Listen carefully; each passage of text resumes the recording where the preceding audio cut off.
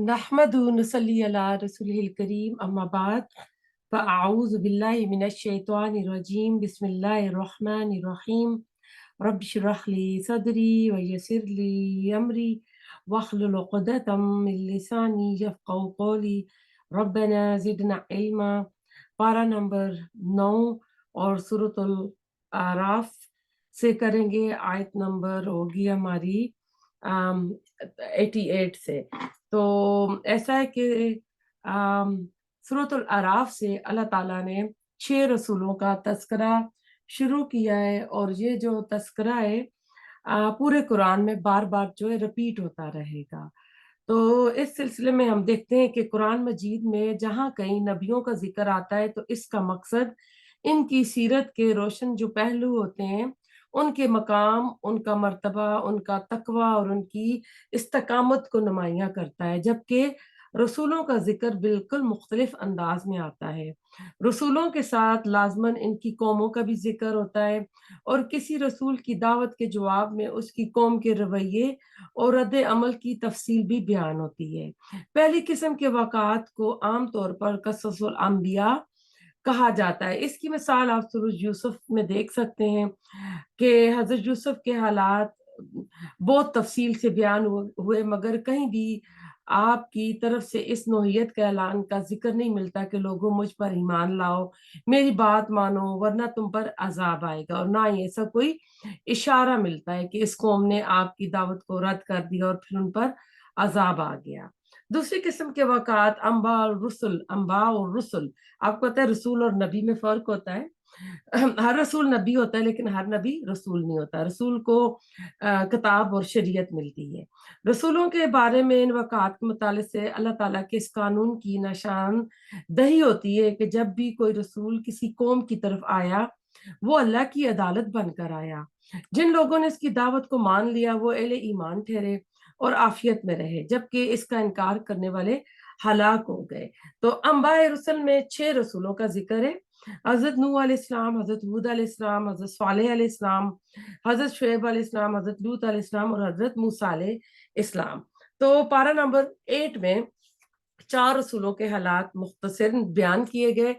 अब जो इस पारे में होगा हज़रत शुएब अलैहिस्सलाम और हज़रत मूसा अलैहिस्सलाम के हालात होंगे, और आप देखेंगे कि मूसा अलैहिस्सलाम के जो हालात कदरे तफसील के साथ अल्लाह ताला इसमें बयान फरमाएगा। ये रसूल जिन कौमों में मबूस हुए उनकी जो निशानदेही ये अरब ही के आसपास के एरिया में आए थे। जजीरा नुमाए अरब के मुख्तलिफ इलाकों में ये मबूस हुए थे, और अहले अरब जो कुरान मजीद के अवलीन मुखातिब थे वो इन रसूलों के नामों और उनकी कौमों से और उनके अंजाम से भी वाकिफ थे। इनमें से जो रसूल सबसे पहले आए वो हज़रत नूह अलैहिस्सलाम थे, और 950 साल इन्होंने इस्लाम की तबलीग की। फिर पूरी जमीन पे हमको पता है कि सैलाब आया, और इनके जो बेटे थे जो बच गए थे उनमें से जो दोबारा नस्ल शुरू, इनके 3 बेटों से दोबारा नस्ल शुरू हुई थी। फिर हूद अलैहिस्सलाम को रसूल बनाकर भेजा, और उसके बाद कौम समूद की तरफ हजरत सालेह अलैहिस्सलाम आते हैं। फिर हम देखते हैं कि जो है हजरत लूत अलैहिस्सलाम जो है उनका जिक्र भी बार बार आता है।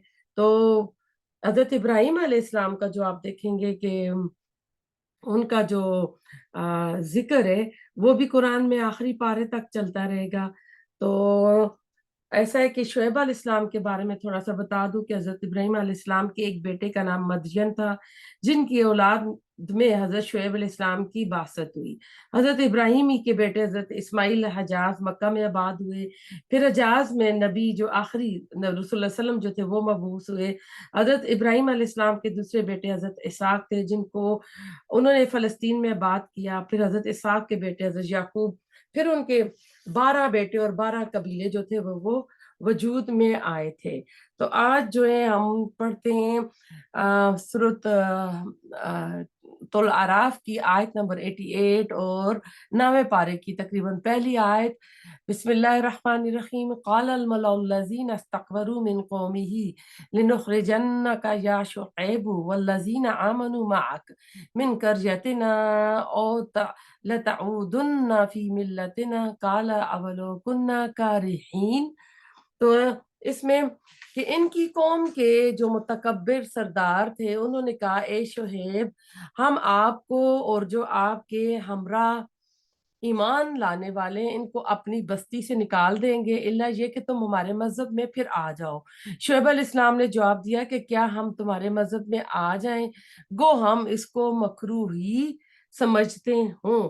تو آپ اس میں دیکھیں کہ حضرت شعیب علیہ السلام کی قوم کے جو متکبر سردار تھے اور جو آپ کے ماننے والے تھے ان کو کہتے ہیں کہ اگر تم واپس ہمارے دین پہ نہیں آئے تو ہم تمہیں اس بستی سے نکال دیں گے۔ تو اب ایسا ہے کہ آپ دیکھیں کہ ہر بندہ چاہتا ہے کہ چین سے امن سے رہے اور اپنے دین کے اوپر عمل کرے۔ تو وہ چاہتے تھے کہ یہ ان کے طور طریقوں اور ان کی رسم و رواج کے اوپر ہی قائم رہیں، یہ نئے طریقے نہ اپنائیں، تو اس لیے ان کو وہ دھمکی دے رہے تھے۔ حضرت شعیب علیہ السلام نے فرمایا کیا تم لوگ زبردستی ہمیں اپنی ملت میں واپس پھیر لو گے جبکہ ہم تو ان طور طریقوں سے نفرت کرتے ہیں۔ اور اب یہی طریقہ آپ دیکھتے ہیں کہ جب بھی کہیں پہ کوئی نئی چیز حدیث کی انٹروڈیوس کرائی جاتی ہے تو لوگوں کا یہی ہوتا ہے کہ ہمارے تو باپ دادا یہ کرتے آئے ہیں، ہمارے تو خاندان کی رسم ہے، ہمارا تو یہ۔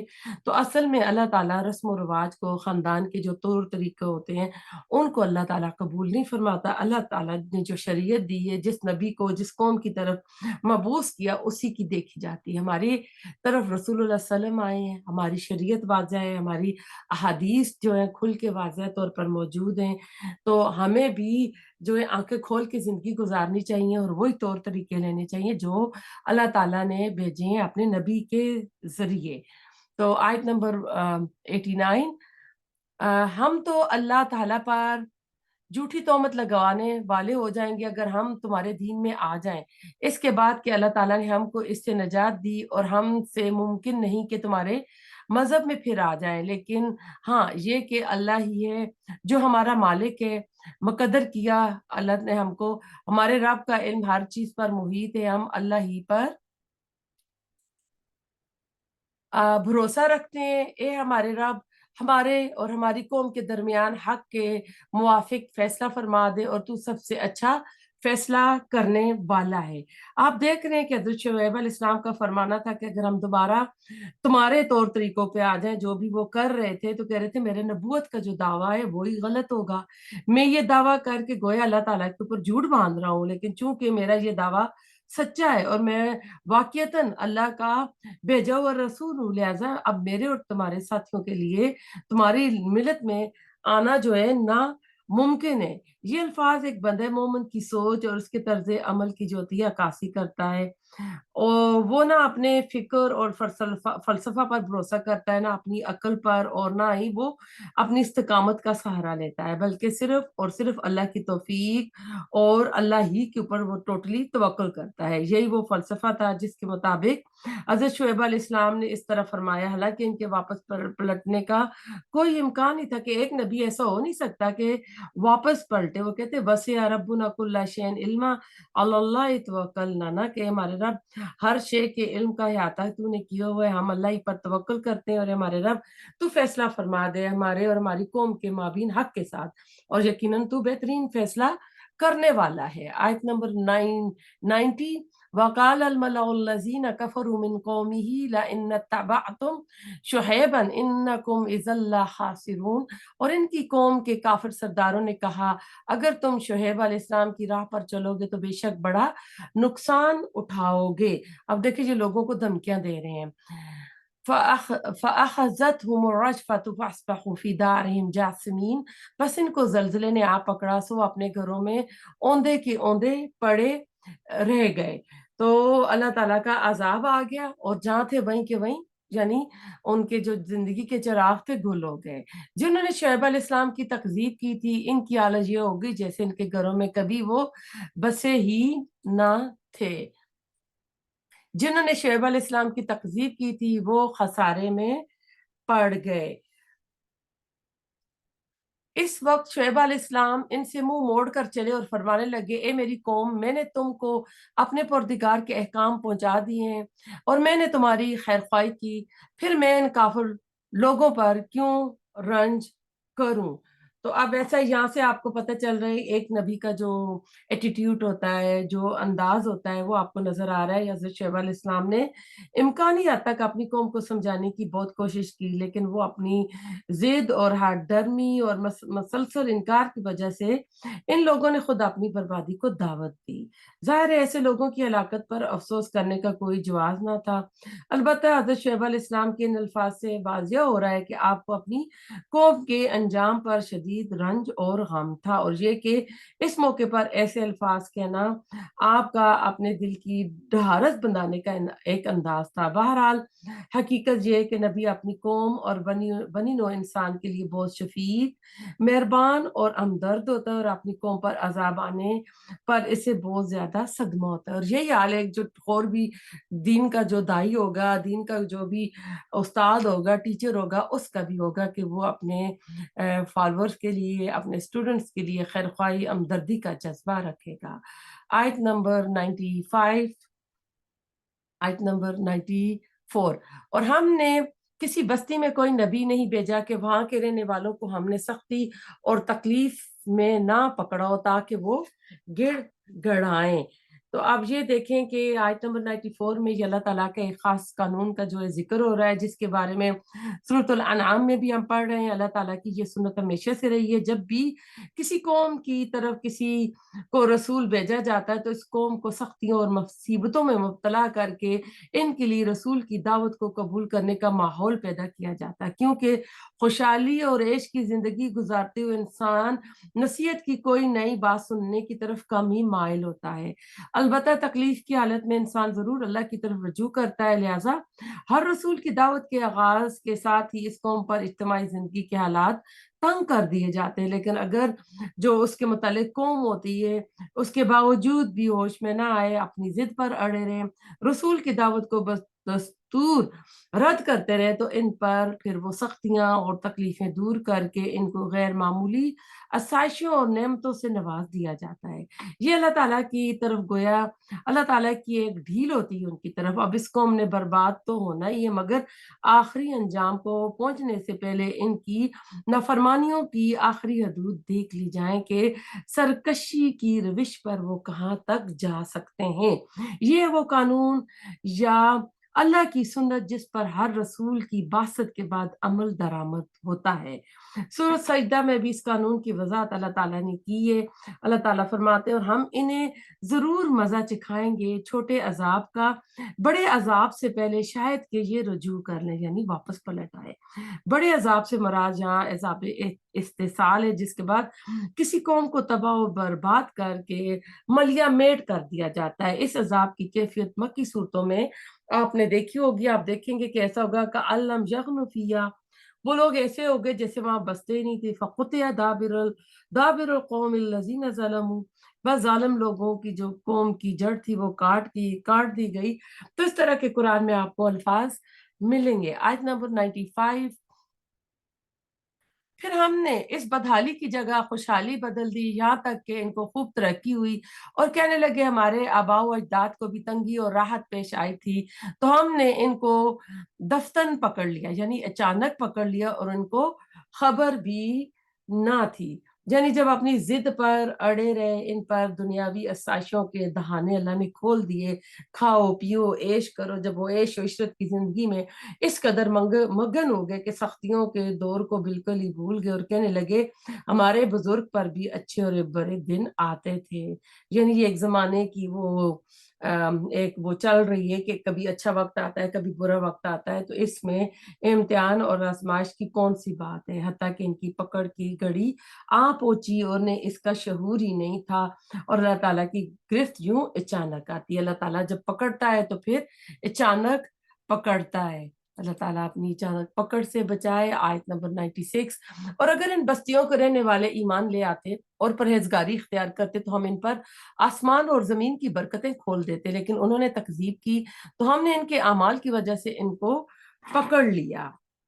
अब इससे पता चलता है कि अल्लाह का कानून के जब अल्लाह ताला के अहकामात नाफिज किए जाते हैं, लोग अल्लाह ताला के अहकामात के ऊपर अमल करते हैं, तो फिर क्या होता है, अल्लाह ताला की तरफ से नेमतें, बरकतें भी आने लगती हैं। और आजकल के हालात देख लें, अल्लाह ताला हमसे नाराज़ है, हर तरफ से बर्बादी, तबाही, देखा जाए तो यानी ज़िंदगी का जो भी आपको चीज़ चाहिए, हर चीज़ जो है ना, इंसान की यानी बस से बाहर जाती जा रही है। तो इसमें यही देखना है कि हम अपने आप को करेक्ट करें, अपनी इस्लाह करें कि कहाँ से हमसे गलतियाँ हो रही हैं। आयत नंबर 97, क्या फिर भी इन बस्तियों के रहने वाले इस बात से बेफ़िक्र हो गए कि इन पर हमारा अज़ाब रात के वक़्त आ पड़े जिस वक़्त वो सोते हों। इससे ये भी पता चलता है कि जब अल्लाह ताला का अज़ाब आता है तो ऐसे जो इंसान का वक़्त होता है जिसमें लापरवाह होता है, इंसान सो रहा होता है, ऐसे टाइम पे ज़लज़ले भी ऐसे टाइम पे आते हैं। अगर सैलाब आते हैं तो वो भी ऐसे टाइम पे आते हैं, तो ये अल्लाह ताला की एक पकड़ होती है कि तुम इतने बेखौफ हो गए हो। आयत नंबर 98, आह अवअमिना अहलुल क़ुरा अन यअतियहुम बअसुना दुहन वहुम यलअबून, और क्या इन बस्तियों के रहने वाले इस बात से बेफिक्र हो गए कि इन पर हमारा अजाब दिन चढ़े आ पड़े जिस वक्त वो अपने खेलों में मशगूल हो। तो दोनों टाइम अल्लाह ने बता दिए कि इंसान के जो मसरूफ वक्त होते हैं, एक बेफिक्री का वक्त और दूसरा काम में मशगूलियत का वक्त। आज नंबर 99, क्या बस वो अल्लाह की इस पकड़ से बेफिक्र हो गए हैं, सो अल्लाह की पकड़ स्वाय इनके जिनकी शामत आ गई हो और कोई बेफिक्र नहीं होता। अल्लाह ताला हमें फ़िक्रमंद बना दे कि हम अपनी आखिरत की फ़िक्र करते रहें। आयत नंबर 100, और क्या इन लोगों को जो ज़मीन के वारिस हुए वहाँ के लोगों की हलाकत के बाद इन वाक़आत जो कि अल्लाह ने बयान किए हैं, ये बात नहीं बतलाई गई कि अगर हम चाहें तो इनके जराइम के सबब इनको हलाक कर डालें और हम इनके दिलों पर बंद लगा दें, बस वो ना सुन सकें। तो अल्लाह ताला हमें ऐसा भी दिलों को भी मुर्दा ना करे कि हम जितने भी हालात हम कुरान में पढ़ रहे हैं तो इनके जितनी भी कौमों के हालात आ रहे हैं, हम देखें कि नबी आया, नबी ने क्या अहकामात दिए और उस कौम के अंदर क्या खराबियां थी, कौन से जराइम थे। हम अपने आप के ऊपर देखें, क्या हम भी वो कर रहे हैं। जब हमने पढ़ा था ना, जब ये हमने 8 से 20 साल पहले पूरी तफसील के साथ हमने पढ़ा था, तो ऐसा था कि जहाँ छह छह रसूलों के किस्से, 6 कौमें, 6 कौमों के अलग अलग जराइम है, तो किसी ने कहा था कि वो तो एक एक कौम में जुर्म थे, लेकिन इस वक्त हमारे अंदर ये 6 जो रसूलों की कौमों के जराइम है ना, वो सारे के सारे हमारे अंदर मौजूद है, बल्कि उससे बढ़कर है हम लोग ना। तो अल्लाह ताला कहते हैं कि हम तो इसलिए सुना रहे हैं कि इनसे सबक हासिल करें और राह रास्त पर आ जाएं। तो क्या बाद में आने वाले लोगों ने अपने पेशरो कौमों को तबाही और बर्बादी से कोई सबक हासिल नहीं किया? कौम आद ने क्यों कोई सबक नहीं सीखा कौम नूह के अजाब से? और कौम समूद ने क्यों इबरत नहीं पकड़ी कौम आद की बर्बादी से? और कौम शुएब ने क्यों नहीं नसीहत हासिल की कौम लूत के अंजाम से? तो अल्लाह ताला कहते हैं वनतबु अला कुलूबिहिम फहुम ला यस्माऊन, और हम इनके दिलों पर मोहर लगा दिया करते हैं, फिर वो कुछ नहीं सुनते। यानी ये दिल ही होते हैं जो अंधे हो जाते हैं। बाजार तो दुनिया की हर चीज नजर आती है, स्मार्ट होते हैं, सब कुछ कर रहे होते हैं, लेकिन अल्लाह के लिए इस तरह हो जाते हैं, तो अल्लाह ताला एक मोहर लगा देता है। आयत नंबर 101, इन बस्तियों के कुछ कुछ किस्से हम आपसे बयान कर रहे हैं और इन सब के पास इनके पैगंबर मौजज़ात लेकर आए, फिर जिस चीज को उन्होंने इब्तिदा में झूठा कह दिया, ये बात ना हुई कि फिर इसको मान लेते। अल्लाह ताला इसी तरह काफरों के दिलों को बंद लगा देता है, यानी जिसे ईमान लाना हो, जिसे के ऊपर हक जाहिर हो जाए, वो उसे कबूल कर लेता है, जिसे कबूल नहीं करना होता, इसके लिए नसीहतें, दलीलें, निशानियां, मोजे सब बेअसर होते हैं। यही नुक्ता सूरतुल अनआम की आयत नंबर 110 में भी हमने पढ़ा। वहां अल्लाह ताला कहते थे, यानी हम इनके दिलों और इनकी निगाहों को उलट देते हैं। कज़ालिक यतबअुल्लाहु अला कुलूबिल काफिरीन, अल्लाहुम्मा ला तजअलना मिनहुम। अल्लाह ताला होशमंदी की जिंदगी गुजारने की हम सबको तौफीक अता फरमाए। आयत नंबर 102, और अक्सर लोगों में हमने वफा अहद ना देखा और हमने अक्सर लोगों को बेहुक्म ही پایا۔ دنیا میں جب بھی کوئی قوم ابھری اپنے رسول کے سہارے ابھری، ہر قوم کے علمی اور اخلاقی ورثے کا غالب حصہ اپنے رسول کی تعلیمات اور وصیتوں پر رہا۔ اسی طرح ہر رسول نے اپنے پیروکاروں سے کچھ عہد اور میثاق بھی لیے ہوں گے، لیکن لوگوں کی اکثریت نے کبھی کسی عہد کی پاسداری نہیں کی۔ اس لیے اللہ تعالیٰ کہتے ہیں وَإِن وَجَدْنَا أَكْثَرَهُمْ لَفَاسِقِينَ۔ تو اب ایسا ہے کہ اب آپ دیکھیں یہ انبیاء اور رسل کے جو قصے آئے ہیں نا، اس کے بعد اب آپ دیکھیں گے کہ اللہ تعالیٰ نے 5 رسولوں کا ذکر تو 4 رکوعوں میں کیا، لیکن حضرت موسیٰ علیہ السلام کا ذکر 7-8 رکوعوں پر مشتمل ہوگا۔ اس کی وجہ یہ ہے کہ انبیاء اور رسل کی حامل یہ صورتیں ہجرت سے قبل نازل ہوئی تھی، اور ہجرت کے فوراً بعد قرآن کی یہ دعوت براہ راست اہل کتاب یہود اور مدینہ تک پہنچنے والی تھی، لہذا ضروری تھا کہ نبی اکرم صلی اللہ علیہ وسلم اور آپ کے صحابہ مدینہ پہنچنے سے پہلے یہود سے مکالمہ کرنے کے لیے ذہنی اور علمی طور پر پوری طرح تیار ہو جائیں۔ یہی وجہ ہے کہ حضرت موسیٰ علیہ السلام اور بنی اسرائیل کے واقعات جو ہے نا آپ کو بہت زیادہ تفصیل میں ملیں گے۔ وقال موسیٰ یا فرعون انی رسول من رب العالمین، اور موسیٰ علیہ السلام نے فرمایا اے فرعون میں رب العالمین کی طرف سے پیغمبر ہوں۔ تو اللہ تعالیٰ کا یعنی فرعون کون تھا؟ اس وقت زمانے کا بہت بڑا جو تھا کیا کہتے ہیں بادشاہ تھا، جس نے اپنی سپر پاور تھی اور جس نے اپنی خدائی کا دعویٰ کیا ہوا تھا، یعنی یہ صرف بادشاہ نہیں تھا، خدائی کا بھی دعویٰ کیا ہوا تھا۔ تو اس کو بتا رہے کہ میں اللہ تعالیٰ کی طرف سے ایک بھیجا ہوا رسول ہوں۔ اور آیت نمبر 103 پہ اب آئے ہیں۔ پھر ان کے بعد ہم نے موسیٰ علیہ السلام کو اپنے دلائل دے کر فرعون اور اس کے عمرہ کے پاس بھیجا، مگر ان لوگوں نے ان کا بالکل حق ادا نہ کیا، سو دیکھیے ان مفسدوں کا کیا انجام ہوا۔ تو اب اس میں بھی آپ دیکھیں کہ فرعون اور اس کی قوم کے سرداروں نے اللہ تعالیٰ کی نشانیوں کا انکار کیا اور انہوں نے اس کو جادو گری کہہ کر ٹھکرا دیا۔ اور موسیٰ علیہ السلام نے فرمایا اے فرعون میں رب العالمین کی طرف سے پیغمبر ہوں، میرے لیے یہی شایان ہے سوائے سچ کہ اللہ کی طرف کوئی بات منسوب نہ کروں، میں تمہارے پاس تمہارے رب کی طرف سے ایک بڑی دلیل بھی لایا ہوں، سو بنی اسرائیل کو میرے ساتھ بھیجتے۔ اب یہاں پہ موسیٰ علیہ السلام کی کو رسول بنانے کا، مبعوث ہونے کا جو مقصد تھا بہت بڑا، وہ بھی بنایا گیا ہے کہ انہوں نے بنی اسرائیل کو فرعون کی ظلم و ستم سے آزاد کرانا تھا، اس لیے کہہ رہے ہیں کہ بنی اسرائیل کو میرے ساتھ بھیجتے ہیں۔ فرعون کے لیے حضرت موسیٰ علیہ السلام کوئی اجنبی آدمی نہیں تھے، آپ اس کے ساتھ ہی شاہی محل میں پلے بڑھے۔ حضرت موسیٰ علیہ السلام کی پیدائش کے وقت جو فرعون برسر اقتدار تھا وہ اس فرعون کا باپ تھا، اسی نے حضرت موسیٰ کو اپنے بیٹے کی حیثیت سے پالا تھا۔ حضرت موسیٰ کی والدہ نے آپ کو ایک صندوق میں بند کر کے دریائے نیل میں ڈال دیا تھا۔ سورۃ قصص جب پڑھیں گے تو آپ کو سیکوینس کے ساتھ ساری سٹوری بڑی اچھی طرح ملے گی۔ وہ صندوق فرعون کے محل کے پاس ساحل پہ آ رکا، محل کی ملازمین نے اٹھا کر محل لے گئے۔ فرعون کو پتہ چلا کہ وہ اسرائیلی بچہ ہے تو وہ آپ کے قتل کے در پہ ہو گیا، مگر ان کی بیوی جو سارہ تھی اس نے کہا ہم اس کو اپنا بیٹا بنا لیں گے، یہ ہماری آنکھوں کی ٹھنڈک ہوگا، اور اس وقت تک ان کی اولاد بھی نہیں تھی تو لہٰذا انہوں نے اس کو اپنا بیٹا بنا لیا۔ تو یہ انہی کی محل میں کٹھے پلے بڑے تھے۔ تو حضرت موسیٰ علیہ السلام کی حیثیت ایسا تھا کہ یعنی جو فرعون کا بعد میں جو دوسرا بیٹا ہوتا ہے، حضرت موسیٰ اور فرعون کا بیٹا تقریباً ہم عمر ہوتے ہیں، دونوں کٹھے پلے بڑے، تو وہ یہ بڑے بھائی کی طرح تھے، وہ چھوٹے بھائی کی طرح تھے۔ تو اب ایسا ہے کہ ابھی کچھ ہی برس پہلے شاہی محل چھوڑ کر مصر سے مدین گئے تھے۔ یہ مدین کیوں گئے تھے یہ بھی آپ کو قرآن ہی میں سورۃ القصص میں آپ کو ترتیب سے ملے گا۔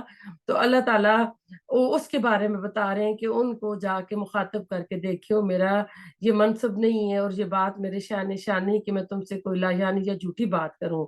تو وہ کہتے ہیں کہ میں لے کر آئے ہوں تمہارے پاس تمہارے رب کی طرف سے ایک کھلی نشانی، تو تم بنی اسرائیل کو میرے ساتھ بھیج دو۔ بنی اسرائیل حضرت یوسف کی وساطت سے فلسطین سے آ کر مصر میں اس وقت آباد ہوئے جب یہاں کوئی عربی نسل خاندان کی یہاں ایک عربی نسل خاندان کی حکومت تھی۔ اس خاندان کے بادشاہ چروائے بادشاہ کہلاتے تھے۔ ان کے دور حکومت میں حضرت یوسف کے احترام کی وجہ سے بنی اسرائیل کو معاشرے میں خصوصی مقام حاصل رہا اور صدیوں تک عیش و عشرت کی زندگی گزارتے رہے۔ اس کے بعد کسی دور کسی دور میں مصر کے اندر قوم پرست عناصر کے زیر اثر انقلاب آیا. اس انقلاب کے نتیجے میں حکمران خاندان کو ملک سے نکال دیا گیا اور یہاں قبطی قوم کی حکومت قائم ہو گئی. یہ لوگ مصر کے اصل باشندے تھے. بنی اسرائیل کے لیے یہ تبدیلی بڑی منحوس ثابت ہوئی. سابق شاہی خاندان ان کے چہیتے ہونے کی وجہ سے وہ قبطی حکومت کے زیر عتاب آ گئے، یعنی ان کے غصے کے اندر آ گئے. وہ اپنا غصہ ان کے اوپر نکالنے لگے اور ان کی حیثیت اور زندگی آہستہ آہستہ نیچے سے نیچے ہوتے ہوتے سخت سے سخت تر ہو گئی. حضرت موسیٰ کی بعثت کے زمانے میں یہ لوگ مصر میں غلامانہ زندگی گزار رہے تھے، بلکہ فرعون کی طرف سے آئے روز ان پر طرح طرح کے مظالم بھی ڈھائے جاتے تھے. یہ وہ حالات تھے جن میں حضرت موسیٰ علیہ السلام کو مبعوث کیا گیا تاکہ بنی اسرائیل کو فرعون کی غلامی سے نجات دلا کر واپس فلسطین لے آئیں. چنانچہ حضرت موسیٰ علیہ السلام نے فرعون سے مطالبہ کیا. تو اب دیکھتے ہیں آیت نمبر 106 میں وہ کیا کہتے ہیں. فرعون نے کہا اگر آپ کوئی معجزہ لے کر آئے ہیں تو اس کو اب پیش کیجیے اگر آپ سچے ہیں. بس آپ نے اپنا عصا ڈال دیا سو دفتن وہ صاف ایک اژدہا بن گیا اور اپنا ہاتھ باہر نکالا تو وہ یکایک سب دکھنے والوں کے لیے روبرو بہت چمکتا ہوا ہو گیا. قوم فرعون میں جو سردار لوگ تھے انہوں نے کہا کہ واقعاً یہ شخص بہت بڑا ماہر جادوگر ہے، یہ چاہتا ہے کہ تم کو تمہاری سرزمین سے باہر کر دے. سو تم لوگ کیا مشورہ دیتے ہو؟ اب آپ نے دیکھا کہ ابھی کچھ آیت پہلے آیت نمبر 105 میں موسیٰ علیہ السلام اپنے آنے کا مقصد بتا رہے ہیں کہ بنی اسرائیل کو میرے حوالے کر دو. تو وہ تو بنی اسرائیل کو آزاد کرا رہے تھے اور کہہ رہے تھے کہ اللہ تعالیٰ نے مجھے معجزے بھی دی ہیں. لیکن یہاں پر آپ دیکھتے ہیں کہ سراسر ان کا جو کہنا ہے انہوں نے ایک دم سے نا کہہ دیا کہ یہ تو چاہتا ہے جادو کے زور سے تم اس ملک سے باہر نکال دے. تو حالانکہ ایسی بات تو تھی نہیں، انہوں نے تو ایسا کہا ہی نہیں تھا. تو وہ اگلی آیت میں دیکھتے ہیں کہ آیت نمبر چلتے ہیں 112 پہ 111 پہ. انہوں نے کہا کہ آپ ان کو اور ان کے بھائی کو مہلت دیجیے اور شہروں میں ہرکارے بھیج دیجیے کہ یہ وہ سب ماہر جادوگروں کو آپ کے پاس لا کر حاضر کر دیں. تو ان آیات میں دیکھ رہے ہیں کہ یعنی ابھی فوری طور پر ان کے خلاف کوئی رد عمل ظاہر نہ کیا. انہیں مناسب انداز میں ٹالتے ہوئے انہوں نے کہا کہ ملک کے تمام علاقوں کی طرف اپنے اہلکار روانہ کر دیے جائیں اور جو بھی ماہر لوگ ہیں نا، چوٹی کے جو جادوگر ہیں، ان کو اکٹھا کیا جائے. اب اگلی آیت میں آپ دیکھیں گے کہ آیت نمبر 113 میں کہ وہ سارے اکٹھے ہو جاتے ہیں اور وہ جادوگر فرعون کے پاس حاضر ہوئے. کہنے لگے کہ اگر ہم غالب آئے تو ہم کو کوئی بڑا صلہ ملے گا. فرعون نے کہا ہاں، اور تم مقرب لوگوں میں داخل ہو جاؤ گے. ان ساحروں نے، جادوگروں نے عرض کیا اے موسیٰ، خواہ آپ ڈالیے یا ہم ڈالیں. یعنی جو بھی جادو کے کرتب دکھانے تھے تو وہ کہتے ہیں اب کون ڈالے نا. تو اس میں آپ دیکھ رہے ہیں کہ فرعون نے ان سے وعدہ کیا کہ میں تمہیں مالی فائدے بھی دوں گا، انعام و اکرام بھی دوں گا اور دربار میں مرتبے بھی ملیں گے، بہت قریب ہو جائیں گے. اور ایک بہت کھلے میدان میں یہ اجتماع جو ہے سیٹ اپ ہو گیا. وہاں حضرت موسیٰ علیہ السلام، فرعون کے جادوگر آمنے سامنے آ گئے. تو انہوں نے اب وہ کہتے ہیں کہ اب آپ پہلے ڈالیں گے یا ہم ڈالیں. تو موسیٰ علیہ السلام اب ان سے کیا کہتے ہیں؟ قال القوا فلما القوا سحروا اعین الناس واسترهبوهم وجاءوا بسحر عظیم. اور موسیٰ علیہ السلام نے فرمایا تم ہی ڈالو. پس جب انہوں نے ڈالا تو لوگوں کی نظر بندی کر دی گئی اور ان پر ہیبت غالب کر دی اور اس طرح کا بڑا جادو انہوں نے دکھلایا. اور ہم نے موسیٰ علیہ السلام کو حکم دیا کہ اپنا عصا ڈال دیجئے. سو عصا ڈالنا تھا کہ اس نے ان کے سارے بنے بنائے کھیل کو نگلنا شروع کر دیا. تو جادوگروں نے جو اپنی جادو کی چیزیں پھینک دی تھیں تو اس میں مسلسل آتا ہے انہوں نے رسیاں پھینکی تھیں یا چھڑیاں پھینکی تھیں، تو جس کی وجہ سے وہ چھوٹے چھوٹے سانپ تھے جو سب گھوم رہے تھے. اور جب موسیٰ علیہ السلام نے اپنا عصا ڈالا تو وہ کہتے ہیں کہ ایک بڑا اژدہا تھا جس نے ان کے چھوٹے چھوٹے سانپوں کو نگل لیا تھا. تو سورۃ طٰہٰ میں بھی آپ دیکھیں گے، سورۃ قصص میں بھی، سورۃ شعراء میں بھی، تو بار بار یہ قرآن میں آپ کے ساتھ ریپیٹیشن میں آپ سنیں گے. بس حق ظاہر ہو گیا اور انہوں نے جو کچھ بنایا تھا سب جاتا رہا. بس وہ لوگ اس موقع پر ہار گئے اور خوب ذلیل ہو کر پھرے. یعنی فرعون کے بلائے ہوئے بڑے بڑے جادوگر حضرت موسیٰ علیہ السلام کے سامنے مغلوب ہو گئے، اور نتیجتاً فرعون اور اس کی قوم کے لوگ جو ہے نا، سردار جو تھے، وہ ذلیل ہو گئے۔ وَأُلْقِيَ السَّحَرَةُ، اور وہ جو جادوگر تھے سجدے میں گر گئے۔ کیوں سجدے میں گر گئے؟ ان کو پتا تھا کہ یہ حق ہے، اور ان کو پتا تھا کہ ہم جو بھی میجیشنز ہوتے ہیں نا، وہ نظر بندی کرتے ہیں، انسان کی نظر کے اوپر دھوکا ہوتا ہے، اور ان کو پتا تھا کہ موسیٰ علیہ السلام نے جو چیز دکھائی ہے وہ حق تھا، تو لہٰذا وہ وہیں پہ جادو میں یعنی سجدے میں گر پڑے۔ یعنی ایسا لگا جیسے جادوگروں کو کسی نے سجدے میں گرا دیا ہو۔ ان پر یہ کیفیت حق کے ظاہر ہو جانے کے بعد طاری ہوئی۔ یہ ایک ایسی صورتحال تھی کہ جب کسی باضمیر انسان کے سامنے حق کو مان لینے کے علاوہ دوسرا کوئی راستہ، یعنی کوئی آپشن ہی نہیں ہوتی ہے۔ اور پھر وہ کیا کرتے ہیں، فوراً وہ پکار اٹھے، کہنے لگے ہم ایمان لائے رب العالمین پر، جو موسیٰ اور ہارون کا بھی رب ہے۔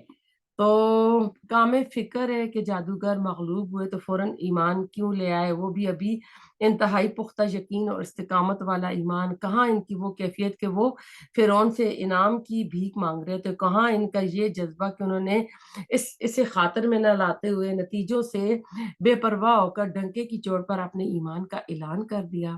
جادوگروں کے کردار اور رویے میں اس تبدیلی کی منطقی جو وجہ ہے وہ یہ کہ جو شخص کسی فن کا ماہر ہو، وہ اس فن کی جو استطاعت ہوتی ہے، اس کی جو لمیٹیشنز ہوتی ہیں نا، اس کے بارے میں بخوبی جانتا ہے۔ ظاہر ہے وہ اپنے فن کے شعبہ میں اس یعنی وہ اسپیشلائز تھے اس فیلڈ میں، تو اس کی اہمیت کو وہ جانتے تھے۔ چنانچہ جادوگر جو اپنے فن کے منجے ہوئے ماہرین تھے، وہ فوراً پہچان گئے کہ ان کے جادو کے مقابلے میں جو کچھ حضرت موسیٰ نے پیش کیا وہ صرف وہ جادو سے کوئی اوپر چیز ہے۔ لہذا جس حقیقت کا ادراک فرعون اور اس کے عمرہ وزیر کر رہے تھے، وہ بجلی کی ایک کون کی مانند آنند فانند جادوگروں کے دلوں کے تاریک گوشوں کو روشن کر گئی۔ اس کے نتیجے میں ان کو ایسا ایمان نصیب ہوا جس کی جرت اظہار استقامت نے فرعون اور اس کے لائے لشکر کو بھی پریشان کر دیا۔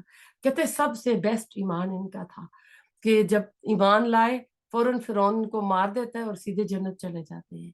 نہ انہوں نے نمازیں پڑھی، نہ زکوٰۃ ادا کیے، نہ حج ادا کیے، اور پچھلے جتنے گناہ تھے سب کے سب ان کے معاف ہو گئے۔ تو آیت نمبر چلتے ہیں 123 پہ۔ تو فرعون کہنے لگا تم موسیٰ پر ایمان لائے ہو بغیر اس کے کہ میں تم کو اجازت دوں، بے شک یہ سازش تھی جس پر تمہارا عمل درآمد ہوا ہے اس شہر میں، تاکہ تم سب اس شہر سے یہاں کے رہنے والوں کو باہر نکال دو۔ سو اب تم کو حقیقت معلوم ہوئی جاتی ہے۔ اب دیکھو فرعون کی جان پر بن گئی تھی، اجتماع میں موجود لوگوں پر جادوگروں کی اس شکست کے اثرات جو تھے نا کافی جو تھے ظاہر ہو چکے تھے، اور عوام کو مطمئن کرنے کے لیے یہ حربہ جو ہے نا آزما رہا تھا، اور ایک پینترا بدلتا ہے اور کہتا ہے کہ مجھے سب پتہ چل گیا یہ موسیٰ بھی دراصل تمہارا ساتھی ہے، حالانکہ ایسا تو نہیں تھا۔ تو بس اب یہ جان بوجھ کے لوگوں کی نا توجہ کو ہٹانے کے لیے اس طرح کی باتیں جو ہے نا کر رہا ہے۔ تو آیت نمبر 124، میں تمہارے ایک طرف کے ہاتھ اور دوسری طرف کے پاؤں کاٹوں گا، پھر تم سب کو سولی پر لٹکا دوں گا۔ انہوں نے جواب دیا کہ ہم مر کر اپنے مالک ہی کے پاس جائیں گے، اور تو نے ہم میں کون سا عیب دیکھا سوائے اس کے کہ ہم اپنے رب کے احکام پر ایمان لے آئے۔ جب وہ ہمارے پاس آئے، اے ہمارے رب، ہمارے اوپر صبر کا فیضان فرما اور ہماری جان حالت اسلام ہی میں نکال دے۔ یعنی پھر انہوں نے یہ دعا کی، ربنا افسخ علینا صبرا وتوفنا مسلمین۔ تو یہ ان کی اس وقت کی دعا تھی، یعنی جادوگروں پر حق جو تھا نا ظاہر ہو گیا تھا، اس کی اتنی بڑی دھمکی جو تھی نا وہ بھی ان کے ایمان کو ذرا سا بھی اس میں لرزش پیدا نہ کر سکی۔ تو انہوں نے پھر یہ دعا کی نا کہ اب ہم ایمان کے راستے پہ جو بھی آزمائش آئے گی، ان کی سختیوں کو جھیلتے ہوئے ہم اپنا نا صبر کا دامن ہم نہ چھوٹ جائے، اللہ تعالیٰ سے مزید استقامت کی صبر کی دعائیں کر رہی ہیں۔ اس واقعے کے بعد فرعون نے جادوگروں کے خلاف تو ضرور انتقامی کارروائی کی ہوگی، لیکن وہ حضرت موسیٰ علیہ السلام کے خلاف کوئی ٹھوس اقدام نہ کر سکا۔ چنانچہ اس کے بعد بھی حضرت موسیٰ علیہ السلام شہر میں لوگوں تک اللہ تعالیٰ کا پیغام پہنچاتے رہے اور بنی اسرائیل کو منظم کرنے میں مصروف رہے، اور قوم کے بہت سے نوجوان حضرت موسیٰ علیہ السلام کی دعوت پر لبیک کہتے ہوئے ان کے گرد جمع ہو گئے۔ آپ کس طرح کی سرگرمیوں سے حکومتی عہدیداروں کے اندر بھی تشویش ہوئی ہوگی، فکر مند ہوئے ہوں گے وہ لوگ، بالآخر انہوں نے فرعون سے اس بارے میں شکایت کی، اور قوم فرعون کے سرداروں نے کہا کیا آپ موسیٰ علیہ السلام اور اس کی قوم کو یوں ہی رہنے دیں گے کہ وہ ملک میں فساد کرتے پھرے اور وہ آپ کو اور آپ کے معبودوں کو ترک کیے رہے؟ فرعون نے کہا ہم ابھی ان لوگوں کے بیٹوں کو قتل کرنا شروع کر دیں گے، عورتوں کو زندہ رہنے دیں گے، اور ہم کو ان پر ہر طرح کا زور ہے۔ تو اب اس آیت میں دیکھ رہے ہیں کہ یہ نقطہ قابل توجہ ہے کہ قوم فرعون میں بہت سے لوگ کے بہت سے جو معبود تھے، تاریخی شواہد سے پتہ چلتا ہے کہ ان سب کا بڑا الہ جو تھا جس کو معبود مانتے تھے وہ سورج تھا۔ اسی طرح وہ لوگ فرعون کو بھی اپنا خدا مانتے تھے۔ فرعون کی خدائی دراصل سیاسی تھی، اس کا دعویٰ تھا کہ حکومت اقتدار اختیار کا میں بلا شرکت مالک ہوں، یعنی کوئی میرے ساتھ اس میں شریک نہیں ہے۔ نمرود کی خدائی کا دعویٰ بھی اسی طرح کا تھا۔ اس کے علاوہ بھی قوم فرعون نے پوجا پاٹ کے لیے بہت سے معبود بنا رکھے تھے، اس سے پتہ چلتا ہے۔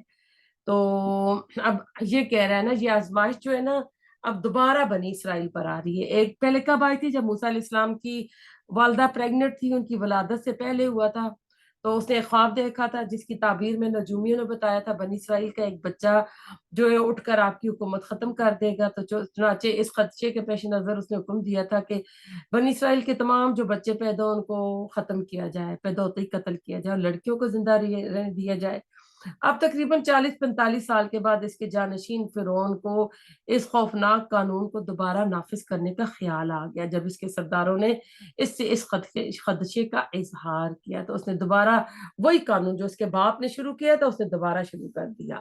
تو اب اللہ تعالیٰ نا ایسا ہے کہ وہ اب اس میں وہ کہہ رہا ہے کہ یقیناً نا وَإِنَّ فَوْقَهُمْ قَاهِرُونَ، کہ گویا اب درباریوں اور امریکوں جو عمرا تھے ان کو حوصلہ بڑھانے کے انداز میں کہا کہ تم کیوں گھبراتے ہو، ہم پوری طرح ان پر چھائے ہوئے ہیں، یہ کمزور حقیر لوگ ہیں، یہ ہمارا کچھ بھی نقصان نہیں کریں گے۔ آیت نمبر 128۔ موسیٰ علیہ السلام نے اپنی قوم سے فرمایا اللہ تعالیٰ کا سہارا حاصل کرو اور صبر کرو۔ یہ زمین اللہ تعالیٰ کی اپنے بندوں میں سے جس کو چاہے وہ مالک بنا دیتا ہے، اور آخری جو کامیابی ہوتی ہے انہی کی ہوتی ہے جو اللہ سے ڈرتے ہیں۔ تو یہاں پتہ چل رہا ہے کہ جو اتنی بڑی آزمائش میں ثابت قدم رہنے کے لیے اللہ تعالیٰ سے مدد کی دعا کرتے ہیں، صبر کا دامن ہاتھ سے نہیں چھوڑتے، انجام کار کی کامیابی اللہ ہی کے ہاتھ میں ہوتی ہے، اللہ تعالیٰ کا وہ لوگ تقوی اختیار کرتے ہیں اور اپنی اس کاموں میں جو ہوتے ہیں استقامت رکھتے ہیں۔ اللہ تعالیٰ ہمیں بھی استقامت عطا کرے۔ آیت نمبر 129۔ اور قوم کے لوگ کہنے لگے ہم تو ہمیشہ مصیبت ہی میں رہے، آپ کی تشریف آوری سے پہلے بھی اور آپ کی تشریف آوری کے بعد بھی۔ موسیٰ علیہ السلام نے فرمایا کہ بہت جلد اللہ تعالیٰ تمہارے دشمن کو ہلاک کر دے گا اور سوائے ان کے تم کو اس سرزمین کا خلیفہ بنا دے گا۔ اب یہ موسیٰ علیہ السلام کو شکایت کر رہے ہیں کہ آپ کے آنے سے پہلے بھی مصیبت تھی، اب آپ نے نبوت کا دعویٰ کیا تو دوبارہ ہمارے بیٹوں کو جو ہے یہ انہوں نے قتل کرنا شروع کر دیا اور عورتوں کو غلام بنانا شروع کر دیا ہے۔ تو اس میں نا ایک تسلی دے رہے ہیں مسلسل کہ گھبراؤ نہیں، اللہ تعالیٰ ہمیں ہی جو ہے کامیابی دے گا۔ یہ آیت کہتے ہیں پاکستان کے مسلمانوں کے لیے بھی لمحہ فکریہ ہے۔ برصغیر پاک و ہند کے مسلمان بھی غلامانہ زندگی گزار رہے تھے، انہوں نے سوچا متحدہ ہندوستان اگر ایک وحدت کی حیثیت سے آزاد ہوا تو جو اکثریت ہوگی آبادی کی وجہ سے ہندو ہمیشہ ہم پر غالب رہیں گے، کیونکہ جدید دنیا کا سیاسی نظام ون مین ون ووٹ کے اصول کے تحت چلتا ہے۔ اسی طرح ہندو ہمارے دین، مذہب، تہذیب، تمدن، سیاسی اور معیشت، زبان، معاشرت سمیت ہر چیز کو برباد کر دیں گے۔ چنانچہ انہوں نے ایک الگ وطن حاصل کرنے کے لیے تحریک چلائی۔ اس تحریک کا نعرہ یہی تھا مسلمان قوم کو اپنے دین، مذہب، ثقافت اور معاشرت کے مطابق زندگی بسر کرنے کے لیے ایک الگ وطن کی ضرورت ہے۔ اس تحریک میں اللہ تعالیٰ نے انہیں کامیابی دی اور انہیں ایک آزاد خود مختار ملک کا مالک بنا دیا۔ ابھی اس حوالے سے اس آیت کا دوبارہ مطالعہ کیجیے، آپ دیکھیں کہ پاکستان کے لیے جو پیغام آپ سمجھے اس میں کہ وہ تمہیں زمین میں طاقت اور اقتدار عطا کرے گا، پھر وہ دیکھے گا کہ تم لوگ کس طرح کا طرز عمل اختیار کرتے ہو۔ اس ملک میں اللہ کی حکومت قائم کر کے دین کو غالب کرتے ہو یا اپنی مرضی کی حکومت قائم کر کے اپنی خواہشات کے مطابق نظام چلاتے ہو۔ آیت نمبر 130، اور ہم نے فرعون والوں کو مبتلا کیا قحط سالی میں، پھلوں کی کم پیداواری میں، تاکہ وہ نصیحت حاصل کریں۔ اس سے پتہ چلتا ہے کہ جب بھی کوئی اس طرح کی آزمائشیں آتی ہیں تو اللہ تعالیٰ لوگوں کو راہ راست پہ لانے کے لیے کرتا ہے۔ جب اللہ تعالیٰ کسی قوم کی طرف کوئی رسول بھیجتا ہے تو انہیں آزمائشوں مصیبتوں میں مبتلا کر دیتا ہے کہ وہ غفلت کی نیند سے جاگیں اور دعوت حق کی طرف متوجہ ہوں۔ چنانچہ موسیٰ علیہ السلام جب آل فرعون کی طرف مبعوث ہوئے اور آپ نے اپنی دعوت شروع کی تو اس دوران اللہ تعالیٰ نے قوم فرعون پر چھوٹے چھوٹے عذاب بھیجنے شروع کیے تاکہ وہ ہوش میں آ جائیں۔ آیت نمبر 131، اور یوں کہتے سوری آیت نمبر 131، جب ان پر خوشحالی آ جاتی تو کہتے یہ تو ہمارے لیے ہونا ہی چاہیے تھا، اور اگر ان کو کوئی بدحالی پیش آتی تو موسیٰ علیہ السلام اور ان کے ساتھیوں کو نوست بتلاتے۔ یاد رکھو ان کی نوست اللہ تعالیٰ کے پاس ہے، لیکن ان کے اکثر لوگ نہیں جانتے۔ تو آپ نے یہاں بھی دیکھ لیا کہ کس کو وہ الزام مورد الزام ٹھہراتے ہیں۔ آیت نمبر 132، اور یوں کہتے ہیں کیسی بات ہمارے سامنے لاؤ، ان کے ذریعے سے ہم پر جادو چلاؤ، جب بھی ہم تمہاری بات ہرگز نہ مانیں گے۔ یعنی 100% اپنے جو عقیدے تھے اس کے اوپر اسٹیٹ فارم تھے کہ کچھ بھی کر لو ہم اس سے نہیں بدلیں گے۔ پھر ہم نے ان پر طوفان بھیجا اور ٹڈیاں اور گھن کا کیڑا اور مینڈک اور خون کے یہ سب کھلے کھلے معجزے تھے، وہ تکبر کرتے رہے، اور وہ لوگ کچھ تھے ہی جرائم پیشہ ور، یعنی یہ جرم کرنے والے ہی لوگ تھے جو اس طرح کے جرم کرتے رہے۔ ان پر طوفان آئے، ٹڈی دل کا عذاب آیا جو فصلوں کو چٹ لیتی تھی، چچڑیاں، جوئیں، کھٹمل، پسو انہیں تنگ کرتے، ان کے اناج میں کثرت سے سرسریاں پڑ جاتی تھی، مینڈک ان کے گھروں، بستروں، برتنوں وغیرہ ہر جگہ پہ دندناتے پھرتے تھے۔ ان پر خون کی بارش ہوئی، کھانے پینے کی چیزوں میں بھی خون کی آمیزش آ جاتی تھی۔ آیات مفصلات جو ہوتے ہیں نا، وقفے وقفے سے اللہ تعالیٰ نے ان کے اوپر یہ پریشانیاں بھیجیں تو یہ شاید یہ پلٹ آئے۔ آیت 134، پھر جب ان پر کوئی عذاب واقع ہوتا تو یوں کہتے اے موسیٰ ہمارے لیے اپنے رب سے اس بات کی دعا کر دیجئے جس کا اس نے آپ سے عہد کر رکھا ہے، اگر آپ اس عذاب کو ہم سے ہٹا دیں تو ہم ضرور آپ کے کہنے سے ایمان لے آئیں گے، اور ہم بنی اسرائیل کو بھی رہا کر کے آپ کے ہمراہ کر دیں گے۔ یعنی ان سے اس طرح کا وعدہ کرتے، جب عذاب آ جاتے تو خود دعا نہیں کرتے تھے، انہیں پتہ تھا موسیٰ علیہ السلام اس عذاب کو ہم سے ہٹا سکتے ہیں، تو وہ اس طرح کی باتیں کرتے تھے کہ آپ اس کو ہم سے دور کر دیں۔ اس زمانے میں مصر کے اندر بنی اسرائیل کی حیثیت حکمران خاندان کے غلاموں کی سی تھی، ٹھیک ہے۔ مشکل اور بھاری کام جو ان سے کروایا جاتا تھا، احرام مصر کی تعمیر کے دوران ہزاروں اسرائیلی جو تھے نا بے مشقت کہ یہ اپنی جان سے ہاتھ بھی ڈو بیٹھے تھے، ان کی ہڈیاں احرام مصر کی بنیادوں میں دفن ہو گئیں۔ یعنی جو احرام مصر آپ دیکھتے ہیں نا، کتنے سینکڑوں من وزنی چٹانوں کو دھکیلتے کھینچتے اوپر نیچے چڑھایا گیا۔ آج کی جو ماڈرن ٹیکنالوجی ہے وہ بھی حیران ہے کہ آس پاس تو نہ کوئی دریا ہے نہ سمندر ہے، تو کہاں سے ڈیزرٹ میں لا کے اور کس طرح یہ رکھ لیے، کوئی کرین نہیں تھی، کیا تھا نا۔ اب ان کے اوپر مصیبتیں آتی تو اس سے عاجز آ جاتے، اور موسیٰ علیہ السلام سے کہتے کہ آپ دعا کریں کہ یہ مصیبت ٹل جائے اور ہم آپ کی قوم کو آزاد کر لیں گے، ہم آپ کی بات بھی مانیں گے۔ آیت نمبر 135، پھر جب ان سے اس عذاب کو ایک خاص وقت تک کے لیے اس تک کو ان کو پہنچنا تھا ہٹا دیتے تو وہ فوراً ہی ایک چھکنی کرنے لگتے۔ یعنی جو عذاب آ رہا تھا جب ان سے وہ ٹل جاتا موسیٰ علیہ السلام کی دعا سے، ان کا رویہ کیا تھا؟ واپس وہی کرتے جو وہ کر رہے تھے۔ پھر ہم نے ان سے بدلہ لیا، یعنی ان کو دریا میں غرق کر دیا، اس سبب کہ وہ ہماری آیتوں کو جھٹلاتے تھے اور ان سے بالکل ہی غفلت کرتے تھے۔ اور ہم نے ان لوگوں کو جو کہ بالکل کمزور شمار کیے جاتے تھے اس زمین کے شمال مغرب کا مالک بنا دیا، جس میں ہم نے برکت رکھی، اور پھر آپ کے رب کا نیک وعدہ بنی اسرائیل کے حق میں ان کے صبر کی وجہ سے پورا ہو گیا، اور ہم نے فرعون کو اور اس کی قوم کے ساختہ پرداختہ کارخانوں کو اور جو کچھ بھی اونچی اونچی عمارتیں تھیں سب کو، جو بھی وہ بناتے تھے سب کو دھرم بھرم کر دیا۔ تو یہاں مشارق مغارب کی ترکیب جو آئی ہے نا، اللہ تعالیٰ نے اس میں پیدا کی ہے کہ ارض فلسطین کو خصوصی برکت ذکر دی، جس کا ذکر بنی اسرائیل سورہ میں آئے گا۔ حضرت ابراہیم کے بعد سینکڑوں انبیاء کا جو مسکن اور مدفن ہے یہی سرزمین ہے۔ تو اللہ تعالیٰ کہہ رہے ہیں کہ ہم نے اس کو برکت دی، اور ان میں جو لوگ حضرت موسیٰ پر ایمان لائے انہوں نے سخت آزمائشوں میں صبر کیا، ثابت قدمی دکھائی، جس کی وجہ سے اللہ تعالیٰ نے ان کے اوپر انعام کیا۔ یعنی فرعون اور اس کی قوم کی ساری تعمیرات، ان کے سارے باغات وغیرہ ملیہ میٹ کر دیے گئے۔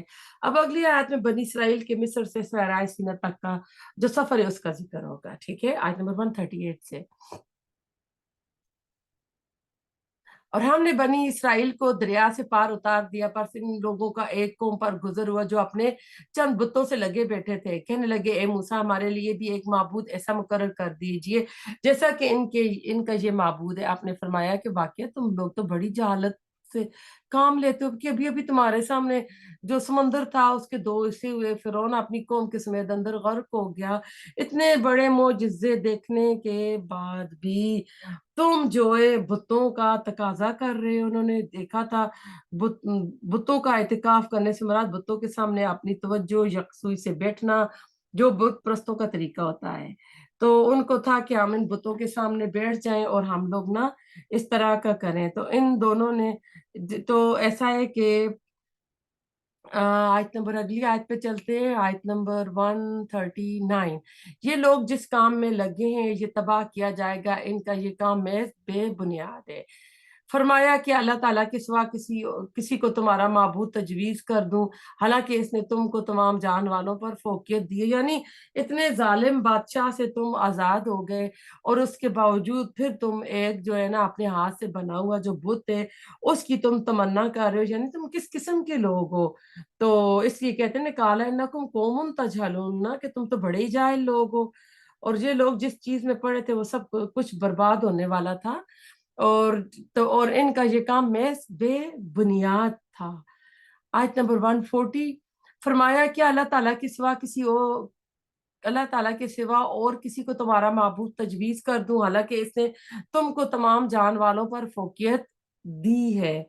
تو آپ دیکھیں اللہ تعالیٰ نے بار بار انہوں نے کہا ہے نا کہ ہم نے تم کو تمام جہانوں پر فوقیت دی، اور تم کر کیا رہے ہو؟ اور وہ وقت یاد کرو جب ہم نے تم کو فرعون والوں سے بچا لیا، جو تم کو بڑی سخت تکلیفیں پہنچاتے تھے، تمہارے بیٹوں کو قتل کر دیتے تھے اور تمہاری عورتوں کو زندہ چھوڑ دیتے تھے، اور اس میں تمہارے رب کی طرف سے بڑی آزمائش تھی۔ یہ آج پہلے پارے میں بھی رپیٹ ہوئی ہے کافی بار۔ ہم نے موسیٰ علیہ السلام سے 30 راتوں کا وعدہ کیا اور 10 رات مزید ان 30 راتوں کو پورا کیا، سو ان کے پروردگار کا وقت پورے 40 رات کا ہو گیا، اور موسیٰ علیہ السلام نے اپنے بھائی ہارون علیہ السلام سے کہا میرے بعد ان کا انتظام رکھنا اور اصلاح کرتے رہنا، اور بدنظم لوگوں کی رائے پر عمل مت کرنا۔ اب موسیٰ علیہ السلام آپ یہاں پہ دیکھیں کہ اللہ تعالیٰ ان کو 30 راتوں کے لیے بلاتے ہیں، لیکن وہ جا کے کوئی سینا پہ جاتے ہیں، کوئی طور پہ، تو وہ 40 راتیں ہو جاتی ہیں، یعنی ایک طرح کا چلہ ہو جاتا ہے۔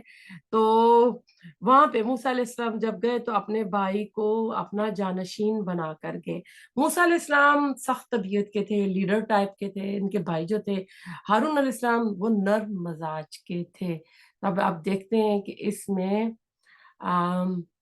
آیت نمبر 143 ہے آئی تھنک۔ اور جب موسیٰ علیہ السلام ہمارے وقت پر آئے اور ان کے رب نے ان سے باتیں کی تو عرض کیا کہ اے میرے پروردگار اپنا دیدار مجھ کو کرا دیجئے کہ میں آپ کو ایک نظر دیکھ لوں۔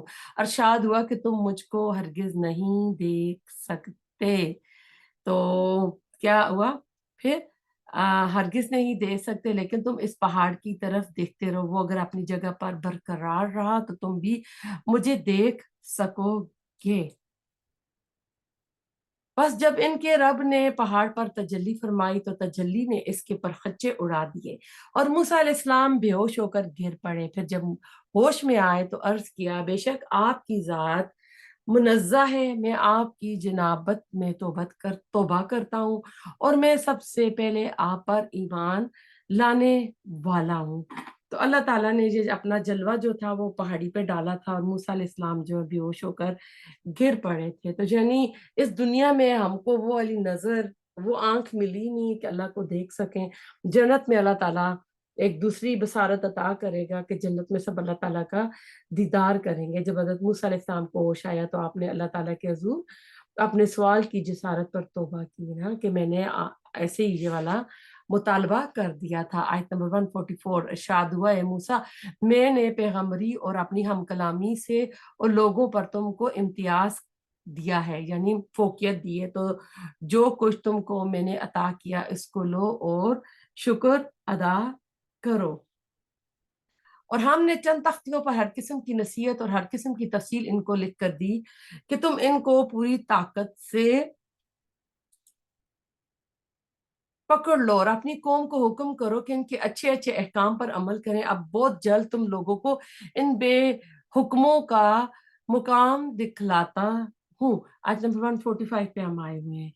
تو شریعت کے تمام بنیادی احکام جو تھے وہ ان تختیوں پر لکھے گئے تھے۔ اللہ کی اتاری ہوئی شریعت جو تھی اس کے اوپر یہ تھی، اللہ نے ان کو عطا کی تھی، تو اس میں کہا گیا تھا کہ اس کو مضبوطی سے پکڑے رکھو، اس کو تھام لو۔ قرآن میں کئی بار یہ ذکر آیا، انہوں نے نہیں عمل کیا تو اللہ تعالیٰ نے طور پہاڑ کو ان کے اوپر کھڑا کر دیا تھا کہ پکڑو، یعنی زبردستی، جیسے گن پوائنٹ پہ کوئی کام کیا جاتا ہے۔ تو انہوں نے کہا تھا ہاں ہم لیتے ہیں، لیکن یہ اتنی بدبخت قوم تھی کہ یہ اس کے بعد بھی اپنی ان چیزوں سے پھر جاتے تھے، وعدے کرتے تھے، وعدہ خلافی نہ کرتے تھے۔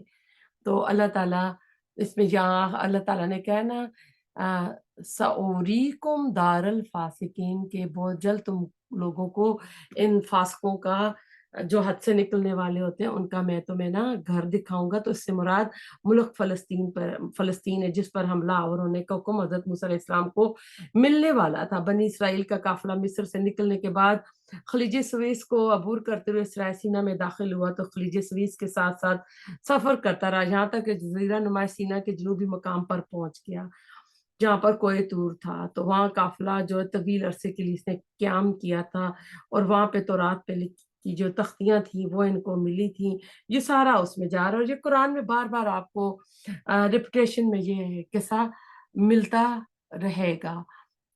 آیت نمبر 146، میں ایسے لوگوں کو اپنے کام سے برگشتہ ہی رکھوں گا جو دنیا میں تکبر کرتے ہیں، جن کا ان کا کوئی حق حاصل نہیں، اور اگر تمام نشانیاں دیکھ لیں تب بھی وہ ایمان نہ لائیں گے۔ اگر ہدایت کا راستہ دیکھ لیں تو اس کو اپنا طریقہ نہ بنائیں، اور اگر گمراہی کا راستہ دیکھ لیں تو اس کو اپنا طریقہ بنا لیں۔ یہ اس سبب ہے کہ انہوں نے ہماری آیتوں کو جھٹلایا اور ان سے غافل رہے۔ اور یہ لوگ جنہوں نے ہماری آیتوں کو اور قیامت کے پیش آنے کو جھٹلایا، ان کے سب کام غارت ہو گئے، ان کو وہی سزا دی جائے گی جو کچھ یہ کرتے تھے۔ یعنی ایسے لوگ اپنی اتنی بڑی بڑی نیکیاں بھی کما رہے ہوتے ہیں مگر اللہ کے ان کی نیکیوں کا کوئی صلہ نہیں ہوگا۔ قریش مکہ کو بتایا جا رہا ہے جو خادمین کعبہ تھے، کعبہ کی صفائی ستھرائی کرتے، حاجیوں کی خدمت کرتے، ان کو دودھ پانی کی سبیلیں لگاتے، لیکن رسول اللہ علیہ وسلم کی دعوت پر ایمان نہیں لا رہے تھے، تو ان کو ایک طرح سے یہاں پر کہا گیا ہے۔ آیت نمبر 148، اور موسیٰ علیہ السلام کی قوم نے ان کے بعد اپنے زیوروں کا ایک بچڑا معبود ٹھہرا لیا جو کہ غالب تھا، جس میں ایک آواز تھی۔ کیا انہوں نے یہ نہ دیکھا کہ وہ ان سے بات نہیں کرتا تھا اور نہ ان کو کوئی راہ بتلاتا تھا؟ اس کو انہوں نے معبود قرار دیا اور بڑی بے انصافی کا کام کیا۔ جب حضرت موسیٰ علیہ السلام کوہ طور پر چلے گئے تو آپ کی قوم کے ایک فرد نے یہ فتنہ اٹھایا۔ اس شخص کا نام سامری تھا۔ اس نے سونے کا ایک مجسمہ بنانے کا منصوبہ بنایا۔ اس غرض سے سب لوگوں نے اپنے اپنے زیورات اکٹھے کر لیے۔ اب زیورات کہاں سے آ گئے تھے؟ آپ کو پتہ ہے جب بھی کوئی ہیریکین طوفان فلڈ آنے والا ہوتا ہے تو گھروں سے سب سے پہلے زیور ضروری ڈاکومنٹس لے کے لوگ نکلتے ہیں۔ تو اب یہ بھی مصر سے جب نکلتے تھے تو انہوں نے بھی یہ ساری چیزیں جو تھیں انہوں نے اپنے پاس رکھی ہوئی تھی، تو اب انہوں نے وہ ساری زیورات جو تھی نا دے کے تو انہوں نے ایک وہ اس نے بچڑا بنا لیا تھا۔ تو سب لوگوں نے اپنی چیزیں جو تھی نکال کر دیں، اور وہ بڑا کیا کہتا بھٹی میں سارے زیورات کو پگھلایا اور بچڑے کی شکل کا ایک جسامت کا مجسمہ تیار کیا۔ اس مجسمے میں کچھ ایسے سوراخ رکھے تھے جن میں سے ہوا گزرتی تو گائے کے ڈھکار جیسی آواز سنائی دیتی۔ یہ سب کچھ کرنے کے بعد सामरी ने ऐलान कर दिया कि ये बछड़ा तुम लोगों का खुदा है, और मूसा को दरअसल मुगालता हो गया जो वो खुदा से मिलने कोई तूर पर चला गया है। इस मामले का हम पहलू ये भी कर मूसा अलैहिस्सलाम मोहब्बत और जज्बा इश्तियाक में वक़्त मुकर्रर से पहले ही कोई तूर चले गए। इस पर अल्लाह ताला ने उनकी जवाब तलबी भी की थी। सूरह में आता है, वमा आजलका अन कौमिका या मूसा, ए मूसा तुम अपनी कौम को छोड़कर कबल अज़ वक़्त क्यों आ गए हो?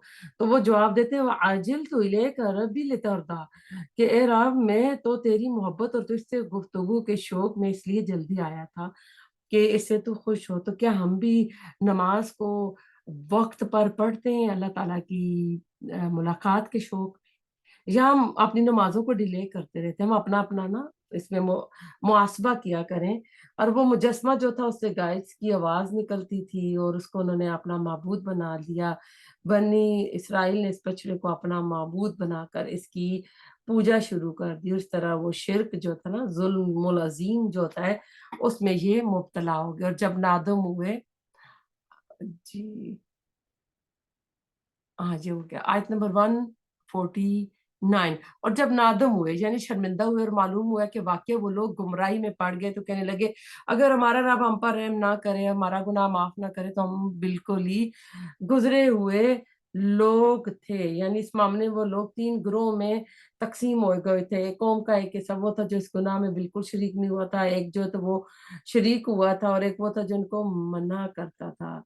तो अब ऐसा था कि ये वो इन लोगों का मामला हुआ था, और फिर इनको अज़ाब भी हुआ था। एक दिन में 70,000 जो लोग थे, वो कत्ल हुए थे।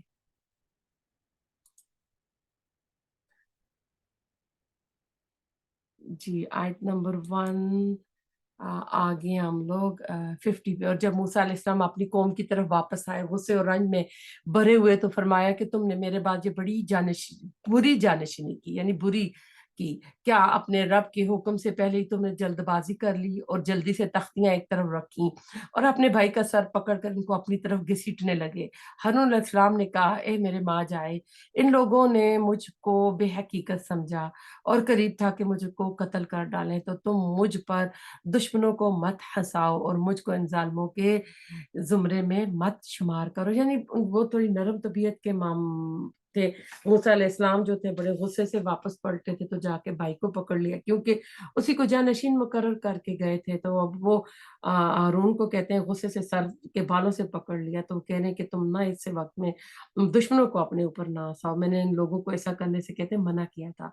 लेकिन उन्होंने मुझे बिल्कुल बेबस कर दिया था। इस मामले में इन लोगों ने इस हद तक जसारत की थी कि मुझे भी मार देते। यानी इतना फितना बढ़ चुका था ना, फितना। तो फला तुशमित बिहिल आदा के लफ्ज़ आए हैं, और कह रहे हैं कि इन लोगों को अपने ऊपर मत हँसाओ। और मूसा अलैहिस्सलाम ने कहा, है मेरे रब, मेरी खता माफ़ फरमा, मेरे भाई की भी, और हम दोनों को अपनी रहमत में दाखिल फरमा, और तू सब रहम करने वालों से ज़्यादा रहम करने वाला है। बेशक जिन लोगों ने गौसाली परस्ती यानी गाय की पूजा की, इन पर बहुत जल्द इनके रब की तरफ से गज़ब और ज़िल्लत और दुनियावी ज़िंदगी ही में पड़ेगा, और हम जो है झूठ गढ़ने वालों को ऐसी ही सज़ा दिया करते हैं। और जिन लोगों ने गुनाह के काम किए फिर इनके बाद तौबा कर ली और ईमान ले आए, तो तुम्हारा रब इस तौबा के बाद गुनाह माफ़ कर देने वाला और माफ़ करने वाला है। यानी पता चला कि गलती इंसान से हो सकती है, इंसान गलती का पुतला है। हम भी गलतियाँ करते रहते हैं, तो हमें भी अपनी गलतियों के ऊपर माफ़ी माँगनी चाहिए कि अपनी जो क्रेडिट हिस्ट्री है उसको सही करना चाहिए। कि रमज़ान आ रहा है, तो हमारे अमालनामे में पहले की गलतियाँ जो है ना, जो भी हैं वो सारी साफ़ हो चुकी हों।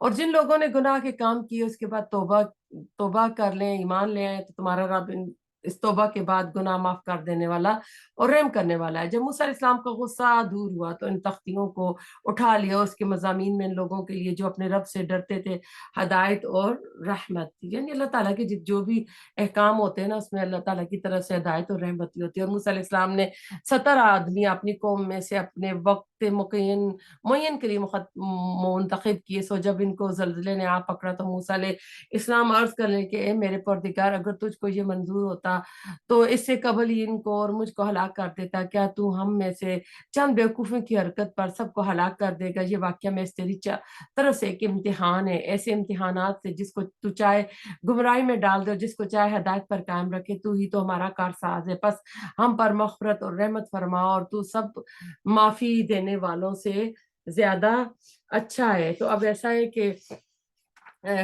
جو یہ 70 سردار والا جو قصہ ہے، یہ آپ نے سورۃ بقرہ میں بھی پڑھا ہے کہ انہوں نے کہا تھا کہ ہم نہیں مانتے جب تک نا ہم یہ جو 10 کمینڈمنٹس ملی تھی تو رات کی احکامات ہم نہیں مانتے جب تک کہ ہم رب کو خود اپنے آنکھوں سے نہ دیکھ لیں۔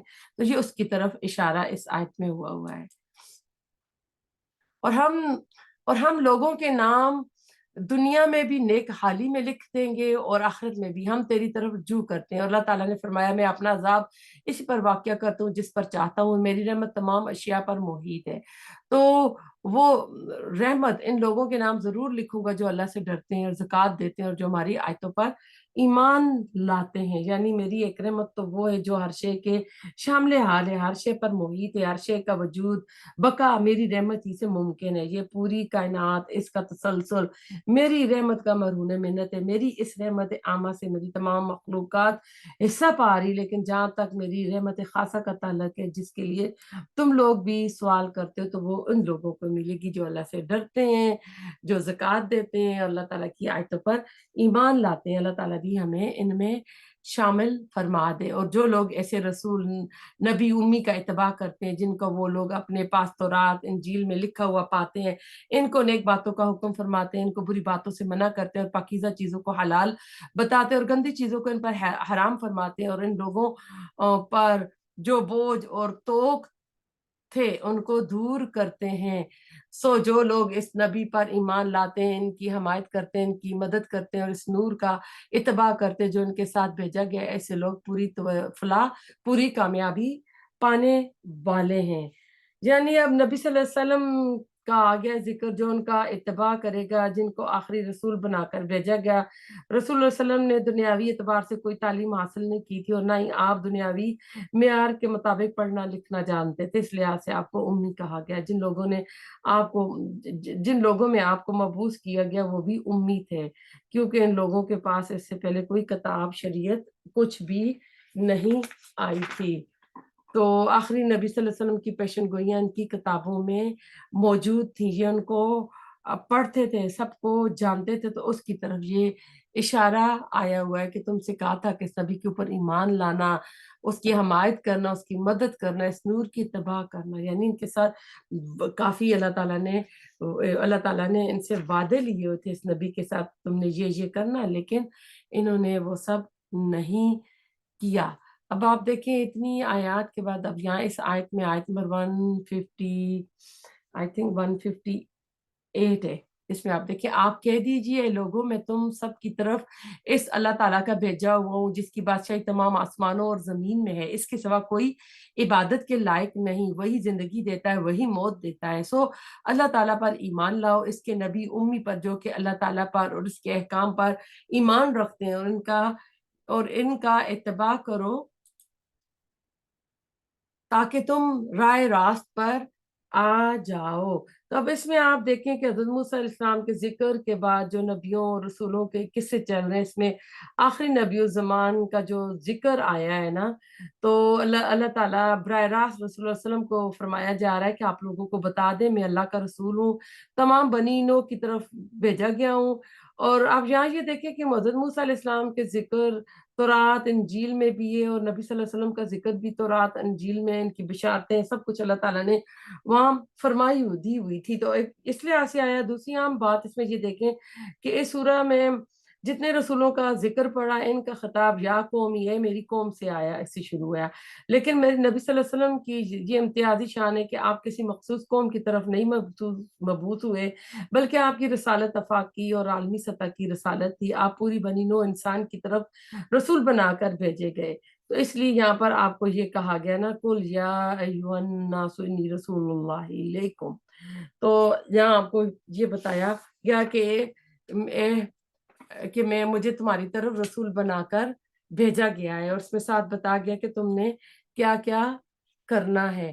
اور قوم موسیٰ میں ایک جماعت ایسی بھی تھی جو حق کے ساتھ مطابق ہدایت کرتی، اسی کے مطابق انصاف بھی کرتی تھی. اب قوم موسیٰ میں جو ایک جماعت تھی، کہتے ہیں کہ اکثریت تو جو نافرمانوں پر تھی، مگر ان کے پیروکاروں میں کچھ لوگ ایسے تھے جو حق کی بات کرتے تھے، عدل و انصاف کی بات بھی کرتے تھے.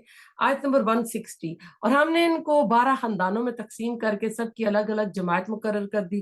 ہم نے موسیٰ علیہ السلام کو حکم دیا کہ جب کہ ان کی قوم نے ان سے پانی مانگا کہ اپنے عصا کو فلاں پتھر پر مارو، پس فوراً اس سے 12 چشمے پھوٹ نکلے. ہر شخص نے اپنے پانی پینے کا موقع معلوم کر لیا، اور ہم نے ان پر بادل کو سایہ فگن کیا اور ان کو من و سلوہ پہنچائے کہ کھاؤ نفیس چیزوں سے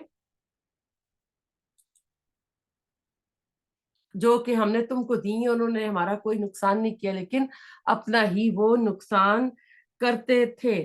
تو اب یہ ساری چیزیں پہلے سپارے میں بھی ہم پڑھ چکے. 12 جو یعقوب علیہ السلام کے بیٹے تھے، 12 قبیلے تھے، تو 12 چشمے نکلے. اللہ تعالیٰ نے کس طرح وادیتی میں یہ ڈیزرٹ میں تھے، اللہ تعالیٰ نے من و سلوہ دیا، اور بادلوں کا سایہ ہوتا تھا، رات کو وہیں سے لائٹ نکل آتی تھی. تو اللہ تعالیٰ نے ان کے اوپر اپنا خاص کرم کیا ہوا تھا. یہ یعقوب علیہ السلام کے جو 12 بیٹے، 12 قبیلے تھے، ان کی طرف یہاں پر اللہ تعالیٰ نے ان کے بارے میں بات کی ہے.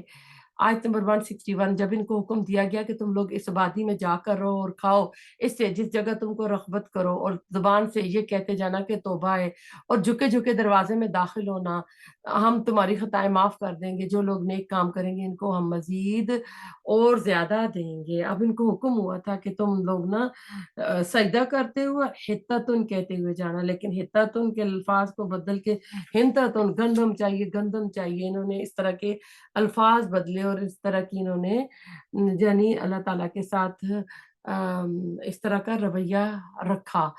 اللہ کے یہ ٹھیک کرتے تو اللہ تعالیٰ ان کی خطائیں معاف کر دیتے. تو اللہ تعالیٰ کہتے ہیں فَبَدَّلَ الَّذِينَ ظَلَمُوا مِنْهُمْ قَوْلًا غَيْرَ الَّذِي قِيلَ لَهُمْ فَأَرْسَلْنَا إِلَيْهِمْ رِجْزًا مِنَ السَّمَاءِ بِمَا كَانُوا يَظْلِمُونَ. سو بدل ڈالا ان ظالموں نے ایک اور کلمہ جو اس کے خلاف تھا، اس کلمے کے جس کی ان سے فرمائش کی گئی تھی. اس پر ہم نے ان پر ایک آفت آسمانی بھیجی اس وجہ سے کہ وہ حکم کو ضائع کرتے تھے. آج ہم بھی دیکھیں کہ اللہ تعالیٰ کے کتنے حکموں کو ہم نہیں بجا لاتے. اللہ تعالیٰ کے عذاب سے ہر وقت ڈرنا چاہیے. اور آپ ان لوگوں سے، اس بستی والوں کا جو کہ دریائے شور کے قریب آباد تھے، اس وقت کا حال پوچھیے جبکہ وہ ہفتے کے بارے میں حد سے نکل رہے تھے، جبکہ ان کے ہفتے کے روز ان کی مچھلیاں ظاہر ہو کر ان کے سامنے آتی تھی، اور جب ہفتے کا دن نہ ہوتا تو ان کے سامنے نہ آتی تھی. ہم ان کی اس طرح پر آزمائش کرتے تھے اس سبب کہ وہ بے حکمی کیا کرے، بے حکمی کرتے تھے. آیت نمبر 163 پہ تھے. تو یہ سابق کا واقعہ ہے، اور یہ بستی اس مقام پر واقع ہے جہاں آج کل ایلات کی بندرگاہ ہے. 1967 کی عرب اسرائیلی جنگ میں مصر نے اس بندرگاہ کا گھیراؤ کیا تھا، جس کے خلاف اسرائیل نے شدید رد عمل کیا تھا. مصر شام اردن پر حملہ کر کے مصر سے جزیرہ نما سینا، شام سے جولان کی پہاڑیوں اور اردن سے پورا مغربی کنارہ جو فلسطین کا سرخیز ترین علاقہ ہے ہتھیا لیا تھا. بہرحال مچھروں کی وہ بستی ایلات کی اس بندرگاہ کے علاقے میں آباد تھی جہاں یہ واقعہ آیا تھا. ہفتے کے دن کیا ہوتا تھا کہ ان کا چھٹی کا دن ہوتا تھا، انہوں نے کچھ بھی نہیں کرنا ہوتا تھا، لیکن ہفتے ہی کے دن مچھلیاں جو ہے بڑی تیزی سے پانی میں آتی تھی ان کی آزمائش کے لیے. جیسے آج کل حرام کاروبار سے منع کیا گیا، سود سے منع کیا گیا، لیکن سود حرام ہی میں انسان کے فائدے اور ان چیزوں میں انسان پڑتا ہے. تو یہ اس طرح مچھلیاں پکڑتے تھے، اور انہوں نے ایک اللہ تعالیٰ کے ساتھ ہیلا سازی کی تھی کہ ہفتے کے باقی 6 دن مچھلیاں کہتے ہیں ساحل سے دور گہرے پانی میں رہتی جہاں سے انہیں پکڑ نہیں سکتے تھے. چونکہ اس زمانے میں ابھی جہاز آلات یہ چیزیں جو آج کل مچھیرے جا کر مچھلیوں کو پکڑتے ہیں نا، تو انہوں نے پھر یہ کیا تھا کہ یہ پانی کے انہوں نے کچھ تو جال لگا آتے تھے جمعے کی رات کو، یا انہوں نے کچھ ایسے گھڑے بنا رکھے تھے کہ نالیوں کے ذریعے سے سمندر سے ملا دیتے تھے. اس طرح جب سمندر کا پانی ان گڑھوں میں آتا تو پانی کے ساتھ مچھلیاں بھی آ جاتی اور ہفتے والے دن خوب خوب آتی تھی. اب یہ ہفتے والے دن تو نہیں پکڑتے تھے، یہ اتوار کو سنڈے والے دن پکڑ لیتے تھے، کہتے تھے ہم نے ہفتے کو نہیں پکڑی ہے. تو کیوں وہ آتی تو سیٹرڈے کے دن ہی تھی. تو اس آبادی کے لوگ اس معاملے میں بھی 3 گروہ میں تقسیم ہو گئے تھے، اور ان کو اللہ تعالیٰ نے بندر اور خنزیر بنایا تھا. تو जब ये बने तो ये एक दूसरे को जानते भी थे और रोते भी थे एक दूसरे को देख के। आयत नंबर 164, जब इनमें से एक जमात ने यूं कहा कि तुम ऐसे लोगों को क्यों नसीहत करते हो जिनको अल्लाह बिल्कुल हलाक करने वाला है या इनको सख्त सजा देने वाला है। उन्होंने जवाब दिया, तुम्हारे रब के रूबरू उज़र करने के लिए और इसलिए कि शायद वो डर जाए। सो जब वो इसको भूल गए जो इनको समझाया जाता था, तो हमने इन लोगों को तो बचा लिया जो इस बुरी आदत से मना किया करते थे। आप देखें ये जो होता है ना, अमर बिल मारूफ कितना है और नाही अनिल मुनकर। तो इन लोगों को जो कि ज्यादती करते थे, एक सख्त अजाब ने पकड़ लिया इस वजह से कि वो बेहुक्मी किया करते थे। यानी जब वो जिस काम से इनको मना किया गया इसमें हाथ से निकल के, तो हमने इनको कह दिया कि तुम जलील और बंदर बन जाओ। वो वक्त याद करना चाहिए, आपके रब ने ये बात बतला दी कि इन यहूद पर क़यामत तक ऐसे शख्स को जरूर मुसल्लत करता रहेगा जो इनको सजाए शदीद में तकलीफ पहुंचाता रहे। बिलाशुबा आपका रब जल्दी सजा दे देता है और बिलाशुबा वो वाकई बड़ी मग़फ़िरत और बड़ी रहमत वाला है। और हमने दुनिया में इनकी मुख्तलिफ जमातें कर दी, बाज इनमें से नेक थे और बाज इनमें से और तरह के थे, और हम इनको खुशहालियों और बदहालियों से आजमाते रहे कि शायद वो बाज आ जाए।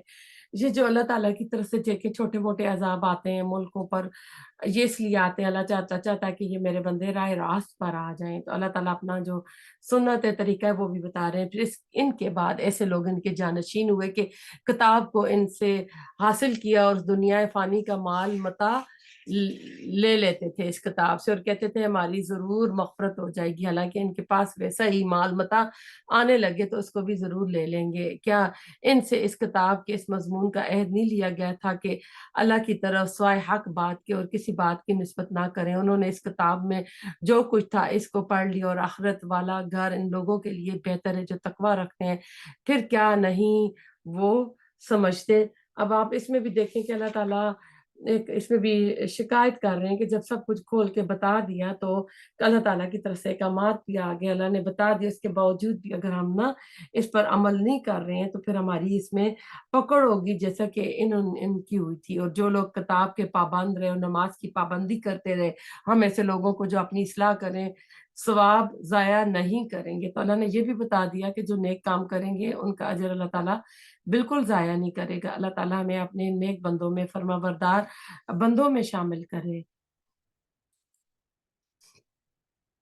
आयत नंबर 171, और वो वक्त भी काबिल जिक्र है जब हमने पहाड़ को उठाकर साहिबान की तरह इनके ऊपर मुअल्लिक कर दिया। उनको यकीन हो गया कब इन पर गिरा, और कहा कि जो किताब हमने तुमको दी इसे मजबूती के साथ कबूल करो और याद रखो जो है काम इसमें है, इससे तवक्को है कि तुम मुत्तकी बन जाओ। तो इसका मतलब पता चल रहा है कि ये किताब के ऊपर अमल भी नहीं कर रहे थे। अल्लाह ताला ने इनको ऊपर जो था कोह तूर को मुअल्लिक किया कि तुम इसके अहकामात को लेते हो नहीं लेते हो, और उन्होंने इसको लिया। आयत नंबर 172 में आप देखते हैं कि इसमें ना अब अल्लाह ताला आलम अरवाह का जो वाकया है ना वहाँ हुआ था उसका अल्लाह ताला जिक्र कर रहे हैं कि जब आपके रब ने औलाद आदम की पुश्त से इनकी औलाद को निकाला और इनसे इन्हीं के मुतालिक इकरार कर लिया कि क्या मैं तुम्हारा रब नहीं हूँ, अलस्तु बिरब्बिकुम कालू बला शाहिदना। तो सब ने जवाब दिया क्यों नहीं, हम सब गवाह बनते हैं, ताकि तुम लोग क्यामत के रोज यूं ना कहो कि हम तो इससे बेखबर थे। अब ये अहद आदम अलैहिस्सलाम की पुश्त से अल्लाह ताला ने तमाम जो इंसान आने थे क्यामत तक के लिए सबकी रूहों को पैदा किया। उन सबकी रूहों से अल्लाह ताला ने एक अहद लिया था जिसका नाम है अहद अलस। मेरी और आपकी रूह भी वहां मौजूद थी। हमने भी यही कहा था, कालू बला शाहिदना। तो हम सब ने भी इसकी गवाही दी थी। ये इकरार तमाम इंसानों की रूह से हुआ था और होशो हवास में हुआ था।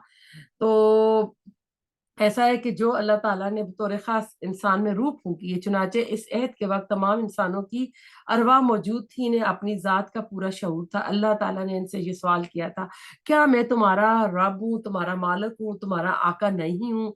तमाम अरवाह ने जवाब दिया था, बेशक तू ही हमारा रब है, हम इकरार करते हैं और हम इसके ऊपर गवाह हैं। तो ऐसा है कि ये सूरत अल अनाम में भी इस तरह का आएगा, सूरत मायदा में भी आ चुका है कि अहले किताब کہ تمہارے پاس آ چکا ہمارا رسول جو تمہارے لیے دین کو واضح کر رہے، رسولوں کے ایک وقفے کے بعد نا، تو اللہ تعالیٰ نے یعنی یہ عہد تو لیا، لیکن اس کے بعد اللہ تعالیٰ نے اس عہد کی یاد دہانی کے لیے اللہ تعالیٰ نے 1,25,000 جو پیغمبر وقتاً فوقتاً مختلف قوموں کی طرف آتے رہے جی، اس عہد کو تازہ کرنے کے لیے آتے رہے ہیں۔ تو اب ایسا ہے کہ ہمارا آخری جو نبی تھا رسول اللہ علیہ وسلم، ان پہ یہ کتاب قرآن جو ہے نازل ہوا، ان کی شریعت، ان کی جو احادیث موجود ہیں، تو اب ہمارا یہ کیا ہوشمندی کی زندگی گزارے اور اپنا دنیا میں آنے کا مقصد جانے کہ اللہ تعالیٰ نے ہم کو کیوں پیدا کیا، دنیا میں ہم کیوں آئے ہیں، ہم اپنی مرضی کرنے نہیں آئے ہیں، من چاہی زندگی گزارنے نہیں آئے ہیں، بلکہ رب چاہی زندگی گزارنے آئے ہیں۔ تو ہم اپنا یہ بات آگے رکھیں کہ دنیا میں ہمیشہ کوئی نہیں رہتا، موت آتی ہے تو وہ جو ہے اس کو کوئی ٹال نہیں سکتا، دنیا کی سپر پاور اپنے آپ سے ہٹا نہیں سکتی ہے۔ جب مرنا ہی ہے تو اپنی قبر کا خیال کریں، اپنی آخرت کا سوچیں، اپنے اعمال نامے کا سوچیں، اس میں ایسی چیزیں رکھیں جو قیامت کے دن ہمارے اس کو بھاری کرنے کا باعث بنے، اور اپنی آخرت کا ہم سوچیں آگے کہ جہاں ہم نے ہمیشہ رہنا ہے۔ آیت نمبر 173، یہ یوں کہو کہ پہلے شرک تو ہمارے بڑوں نے کیا اور ہم ان کے بعد ان کی نسل میں ہوئے، اور بڑوں نے کیا اور ہم ان کے بعد ان کی نسل میں ہوئے، یعنی ہم ہوئے، سو کیا ان غلط راہ والوں کے فعل پر تو ہم کو ہلاکت میں ڈال دے گا، یعنی جنہوں نے یہ رواج ڈالا تھا نا، آج کل لوگ کہتے ہیں نا باپ دادا کے طور طریقوں کو نہیں چھوڑیں گے، تو وہی ہے، ہم اسی طرح آیات کو صاف صاف بیان کرتے ہیں تاکہ وہ باز آ جائیں، اور ان لوگوں کو اس شخص کا حال پڑھ سنائیے جس کو ہم نے اپنی آیتیں دیں، پھر وہ ان سے بالکل ہی نکل گیا، پھر شیطان اس کے پیچھے لگ گیا، سو وہ گمراہ لوگوں میں شامل ہو گیا، اور اگر ہم چاہتے تو اس کو ان آیتوں کی بدولت بلند مرتبہ کر دیتے، لیکن وہ تو دنیا کی طرف مائل ہو گیا اور اپنی نفسانی خواہش کی پیروی کرنے لگا، سو اس کی حالت کتے کی سی ہو گئی، اگر تو اس پر حملہ کرے تب بھی ہاں پہ، یا اس کو چھوڑ دے تب بھی ہاں پہ، یہی حالت ان لوگوں کی ہے جنہوں نے ہماری آیتوں کو جھٹلایا، سو آپ اس حال کو بیان کر دیجئے، شاید وہ لوگ کچھ سوچیں۔ اب آیت نمبر 176 پہ آئے ہوئے ہیں، آپ اس پہ غور کریں، ایک کریکٹر بتایا جا رہا ہے جو کہ علم والا کریکٹر تھا، اللہ کی آیات کا علم اس کو ملا، بڑا بلند مرتبہ اس کو ملا، لیکن وہ زمین کی طرف دھستا چلا گیا۔ یہاں زمین کی طرف دھسنے کی مثال اللہ تعالیٰ نے دی ہے۔ انسان دراصل حیوانی جسم ملکوتی روح سے بنا ہوا ہے، یعنی روح اور حیوانی جسم کا مرکب ہے۔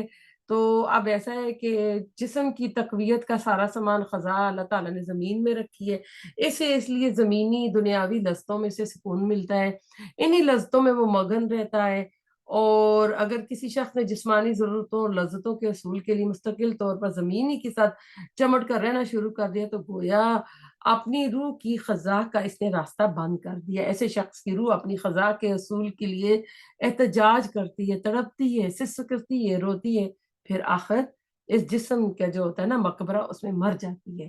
اگر کسی انسان کے جیتے جی اس کی روح کے ساتھ یہ حادثہ ہو جائے، یعنی اس کی روح کی موت واقع ہو جائے، تو وہ انسان چلتا پھرتا حیوان بن جاتا ہے جو جسمانی طور پر زندہ رہنے کے لیے اپنی جسمانی تقاضے حیوانی انداز میں پورا کرتا ہے، اور ایک حیوان کی طرح زمینی خزائیں، سفلی آرزویں، مادی امنگیں اس کی زندگی کا مقصد بن جاتی ہیں، اور ایسا شخص اللہ تعالیٰ نے کہا ہے نا، اس کی مثال دی ہے، فَمَثَلُهُ كَمَثَلِ الْقَلْبِ، تو اس کی مثال کتے کی سی، اللہ ما لا تجعلنا منہم، یعنی اس شخص نے اللہ کی نعمتوں کی قدر کرنے کی بجائے خود کو کتے سے مشابہ کر لیا، جو ہر وقت زبان نکالے ہانپتا رہتا ہے، اور لالچ میں ہرس کے غلبے کی وجہ سے ہر وقت زمین کو سونگتا رہتا ہے، اس کی فطرت میں شامل ہوتا ہے۔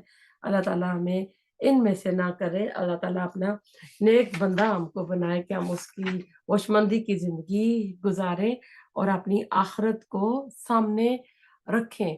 تو اللہ تعالیٰ اس میں کہہ رہے نا کہ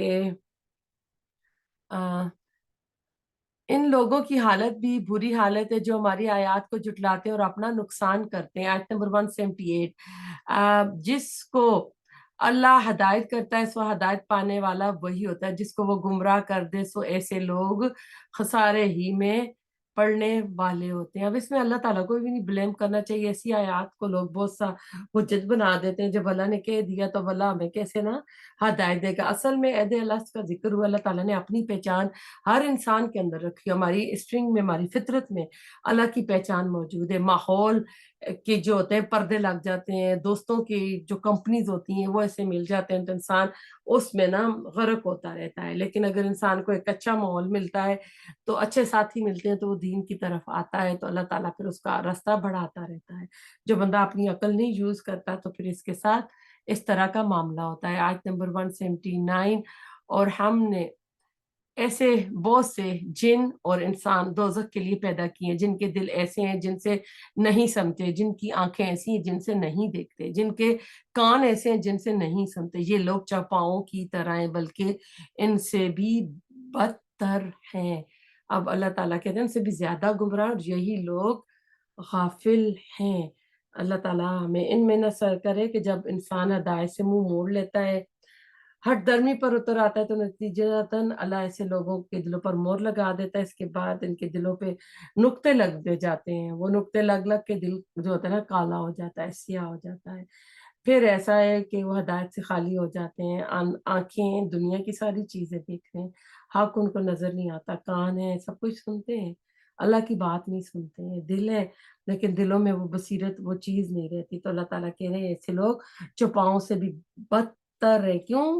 कि चौपाओं को जिस काम के लिए पैदा किया वो काम कर रहे हैं, लेकिन इंसान अपना मकसद हयात भूल गया है। वलिल्लाहिल अस्माउल हुस्ना फदऊहु बिहा वज़रुल्लज़ीना युल्हिदूना फी अस्माइही सयुजज़ौना मा कानू यामलून। और अच्छे अच्छे नाम अल्लाह ही के लिए, सो इन नामों से अल्लाह ही को पुकारा करो।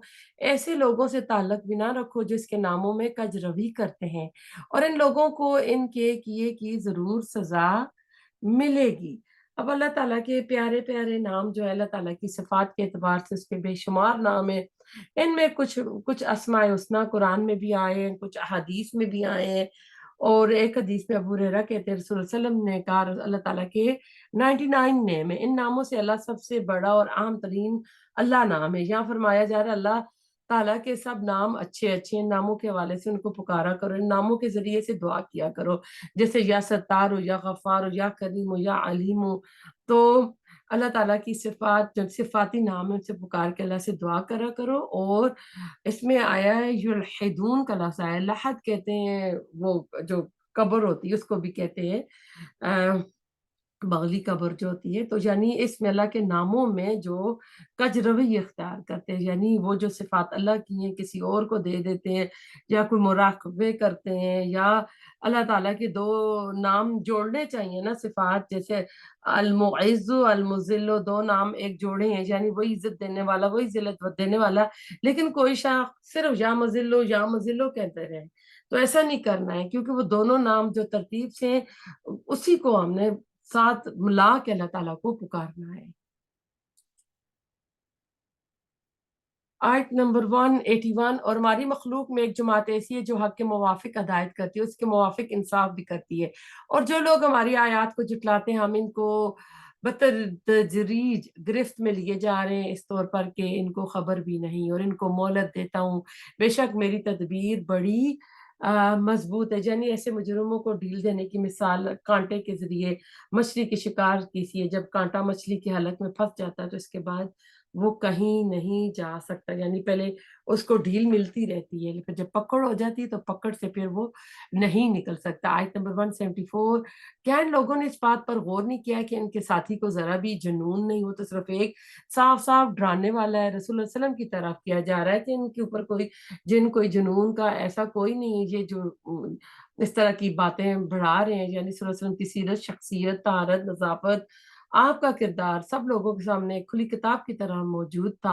तो ये मजनू होने का जो आपके ऊपर ऐसे ही लगा रहे हैं, तो इस तरह की ये बातें क्यों करते हैं? इनको मोहलत दे देता हूँ, बेशक मेरी तदबीर नहीं, सॉरी, ये आयत नंबर 175 पे आना। और क्या इन लोगों ने गौर नहीं किया आसमानों और जमीन के आलम में और दूसरी चीजों में जो अल्लाह ने पैदा की, और इस बात में कि मुमकिन है कि इसकी अजल करीब ही आ पहुंची हो। फिर कुरान के बाद कौन सी बात पर ये लोग ایمان لائیں گے. بہت ہی پیاری آیت ہے کہ اب قرآن کے نا فبأي حدیث بعدہ یؤمنون، کہ اب قرآن آخری کتاب ہے قیامت تک کے لیے.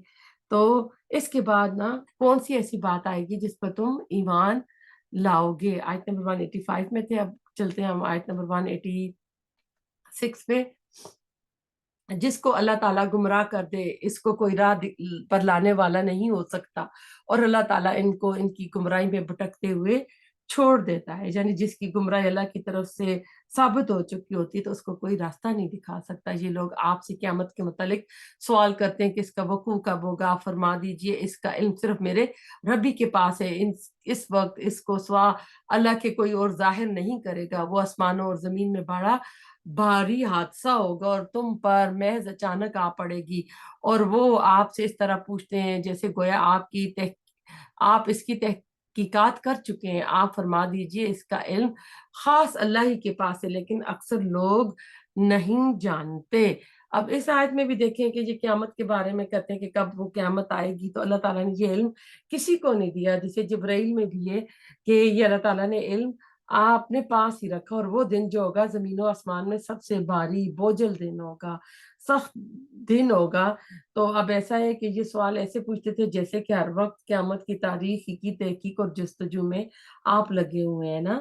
تو اس میں اللہ تعالیٰ اگلی آیت میں کہہ رہی ہے نا قُل لا املک، آپ فرما دیجئے کہ میں خود اپنی ذات خاص کے لیے کسی نفع کا اختیار نہیں رکھتا اور نہ کسی نقصان کا، مگر اتنا ہی جتنا اللہ نے چاہا ہو.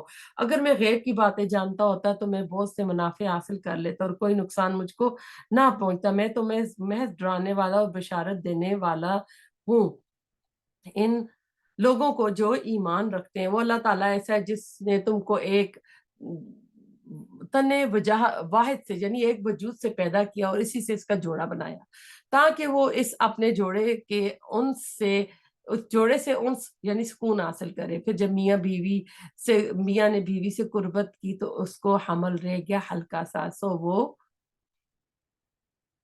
اس کو لیے ہوئے چلتی پھرتی رہی. پھر جب وہ بوجھل ہو گئی تو دونوں میاں بیوی اللہ سے جو ان کا مالک ہے دعا کرنے لگے کہ اگر تو نے ہم کو صحیح سلامت اولاد دے دی تو ہم خوب شکر گزاری کریں گے.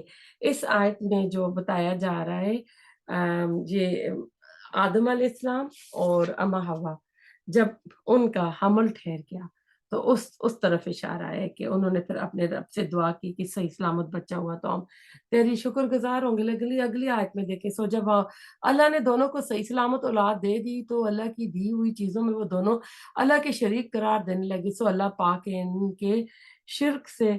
تو یعنی کہ ہم نے فلاں بزرگ کے مزار پہ گئے تھے، اس کی نگاہ کرم ہوئی، فلاں دیوی نے کرم کر لیا یا فلاں ڈاکٹر نے جان بچا لی، تو ہم نا اللہ تعالیٰ کے ساتھ پھر شرک کرتے رکھتے ہیں. آیت نمبر 190. سو جب اللہ نے دونوں کو یہ 190 کر دی تو یہ شرک کرنے لگے. 191. کیا ایسوں کو شریک ٹھہراتے ہیں جو کسی چیز کو پیدا نہ کر سکے اور خود ہی پیدا کیے گئے ہوں. بہت ہی ڈرانے والی آیت ہے کہ جن کو بناتے ہیں اپنے ہاتھوں سے دیوی مورتیاں بناتے ہیں اور انہیں کے سامنے حاجات رکھتے ہیں، اور آپ خود اپنی ذات پہ غور کرو کہ تمہیں کس نے بنایا، اور ان کو کسی قسم کی مدد نہیں دے سکتے اور وہ خود بھی مدد نہیں کر سکتے.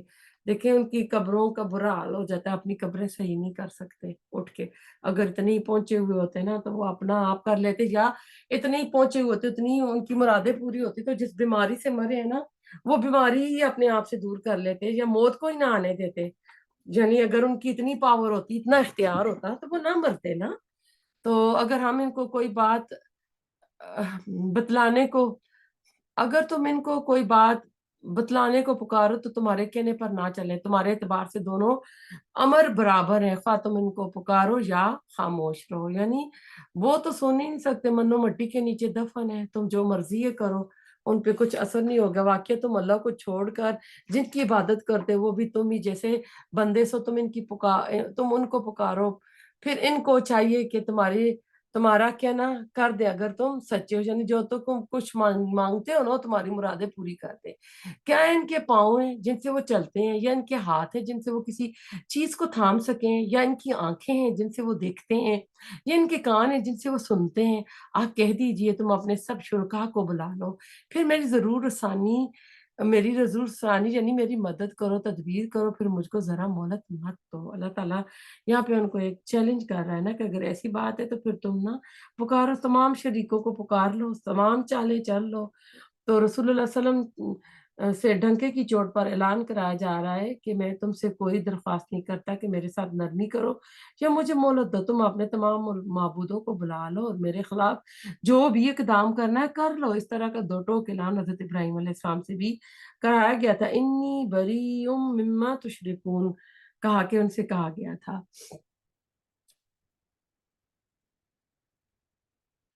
یقیناً میرا مددگار اللہ تعالیٰ ہے جس نے یہ کتاب نازل فرمائی، وہ نیک بندوں وہ نیک بندوں کی مدد کرتا ہے، اور تم جن لوگوں کی اللہ کو چھوڑ کر عبادت کرتے ہو وہ تمہاری کچھ مدد نہیں کر سکتے اور نہ اپنی مدد کر سکتے ہیں۔ بہت ہی شرک کا رد دیا جا رہا ہے۔ جو جاتے ہیں پیر بابوں کے پاس مانگنے کے لیے تو ان کو کہا جا رہا ہے کہ تم کن کے پاس جاتے ہو، یہ تو اپنی بھی مدد نہیں کر سکتے، تم اللہ کو پکارو نا کہ جو بادشاہ ہے، جس کے پاس تمام بادشاہی کا جو حقدار ہے، جو کلی جس کا اقتدار ہے۔ اگر آیت نمبر 1 آئے 98 پہ، اور ان کو اگر کوئی بات بتلانے کو پکارو تو اس کو نہ سنیں، ان کو آپ دیکھتے ہیں گویا وہ آپ کو دیکھ رہے ہیں اور وہ کچھ نہیں دیکھتے۔ یعنی وہ جب دیوی مورتیوں کی آنکھیں ہوتی ہیں نا، ایسا لگتا ہے دیکھنے، لیکن دراصل وہ دیکھ نہیں رہی ہوتی ہیں۔ آپ درگزر کو اختیار کریں، نیک کام کی تعلیم دیں اور جالوں سے ایک کنارہ کش ہو جائیں۔ یعنی ان سے بہت ہی پیاری آیت خذ العفو وامر بالعرف واعرض عن الجاہلین، اخلاق کو بہتر بنانے کے لیے نا، تو اسی انداز میں مکی صورتوں میں رسول اللہ علیہ وسلم کو نا تلقین کی جاتی ہے، یہ جاہل لوگ آپ سے الجھنا چاہیں تو آپ ان سے کنارہ کشی کر لیں۔ سورۃ فرقان میں بھی آتا ہے وَإِذَا خَاطَبَهُمُ الْجَاهِلُونَ قَالُوا سَلَامًا۔ اور ایسا ہے کہ جب بھی کوئی اس طرح کے بندے آپ کے ساتھ کریں تو آپ سلام کہہ کر ایک طرف الگ ہو جائیں۔ اور اگر آپ کو کوئی کیونکہ یہ کام بہت مشکل ہے نا، بہت ہمت والا عزیمت والا کام ہے نا، شیطان کرنے نہیں دیتا، تو اللہ تعالیٰ کہہ رہے جو ہی شیطان کا وَإِمَّا يَنزَغَنَّكَ مِنَ الشَّيْطَانِ نَزْغٌ فَاسْتَعِذْ بِاللَّهِ إِنَّهُ سَمِيعٌ بَصِيرٌ نا، کہ اگر آپ کو کوئی وسوسہ شیطان کی طرف سے آنے لگے تو اللہ کی پناہ مانگ لیا کریں، بلا شبہ وہ خوب سننے اور جاننے والا ہے۔ یعنی یہ جو کام ہے بڑا ہی عظیمت کا کام ہے، تو ضرور شیطان آئے گا، وہ آپ کو چوکے گا کہ یہ آپ کام نہ کریں، تو اس وقت پھر آپ ضرور اللہ کی پناہ میں آ جاؤ۔ یقیناً جو لوگ خدا ترس ہیں، جب ان کو کوئی خطرہ شیطان کی طرف سے آ جاتا ہے تو وہ یاد میں لگ جاتے ہیں، یکا یک ان کی آنکھیں کھل جاتی ہیں۔ جو شیاطین کے تابع ہوتے ہیں ان کو گمراہی میں کھنچے لے جاتے ہیں، پس وہ باز نہیں آتے۔ کہتے ہیں یوں ہی نا کوئی اس طرح کا یعنی معاملہ ہو جائے تو فوراً اپنے آپ کو اللہ تعالیٰ کی اعوذ باللہ پڑھ لیں، اللہ تعالیٰ سے پناہ کی دعائیں مانگ لیں کہ آپ ان ایسی چیزوں سے بچ جائیں۔ تو شیطان تو پتہ ہے نا ہر وقت بندے کے ساتھ لگا رہتا ہے، بندے کا دوست بنا رہتا ہے اور ہر وقت چوکے وسوسے ڈالتا ہی رہتا ہے، اور ہم زیادہ تر اسی کی بات مانتے ہیں۔ تو اللہ تعالیٰ ہمیں اپنی پناہ میں رکھے، شیطانی دوستوں سے بچا کر رکھے۔ آیت نمبر 203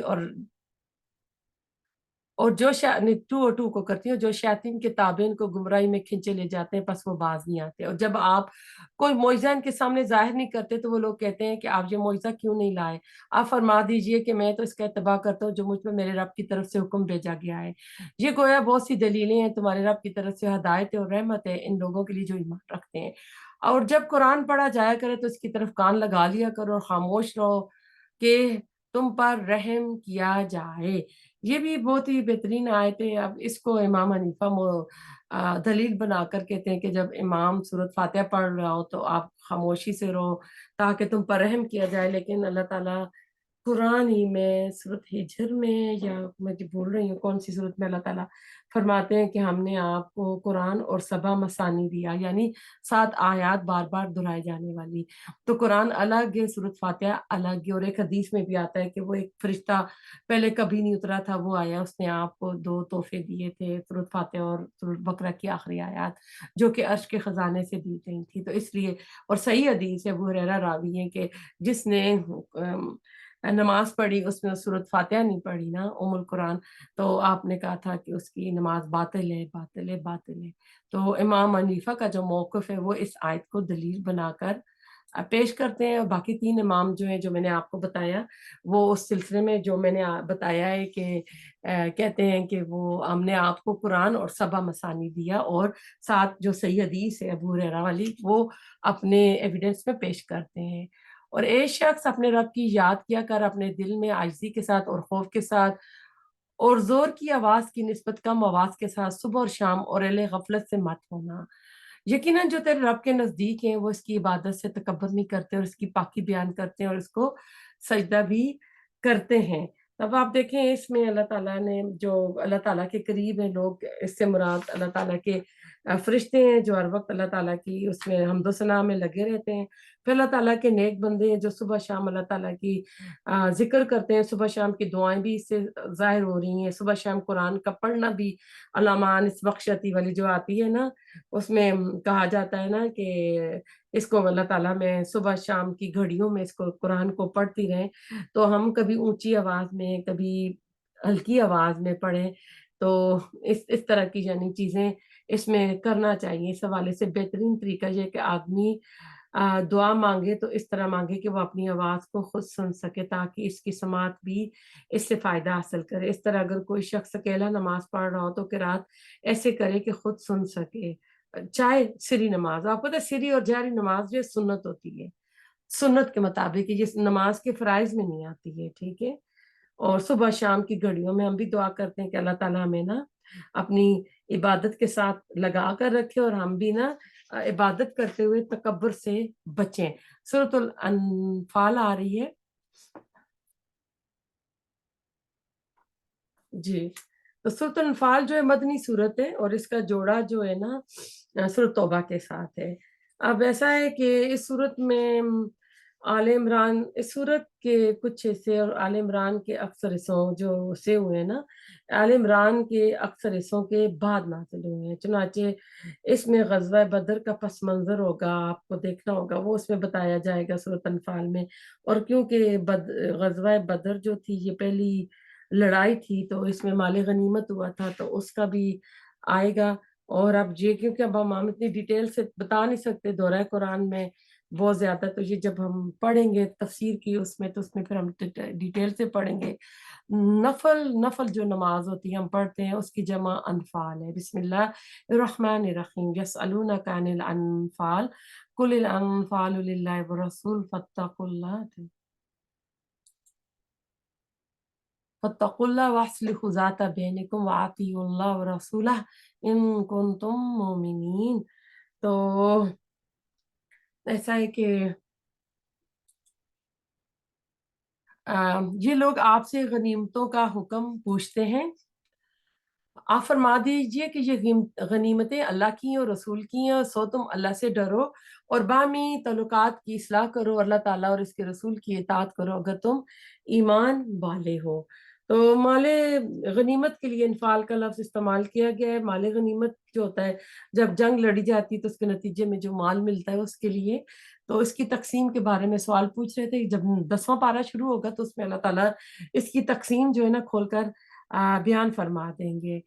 آیت نمبر 2، بس ایمان والے تو ایسے ہوتے ہیں جب اللہ تعالیٰ کا ذکر آتا ہے تو ان کے دل جو ہوتے ہیں ڈر جاتے ہیں، اور جب اللہ کی آیتیں ان کو پڑھ کر سنائی جاتی ہیں تو وہ آیتیں ان کے ایمان کو اور زیادہ کر دیتی ہیں، اور وہ لوگ اپنے رب پر توکل کرتے ہیں۔ اللہ تعالیٰ ہمیں بھی اللہ توکل کرنے والا بنائے، ہمارے ایمان میں بھی اضافہ بنے کہ جب ہم اللہ تعالیٰ کی آیات کو پڑھیں اور ہمارا بھی ایمان بڑھے اور اللہ تعالیٰ کے اوپر توکل بھی کرے۔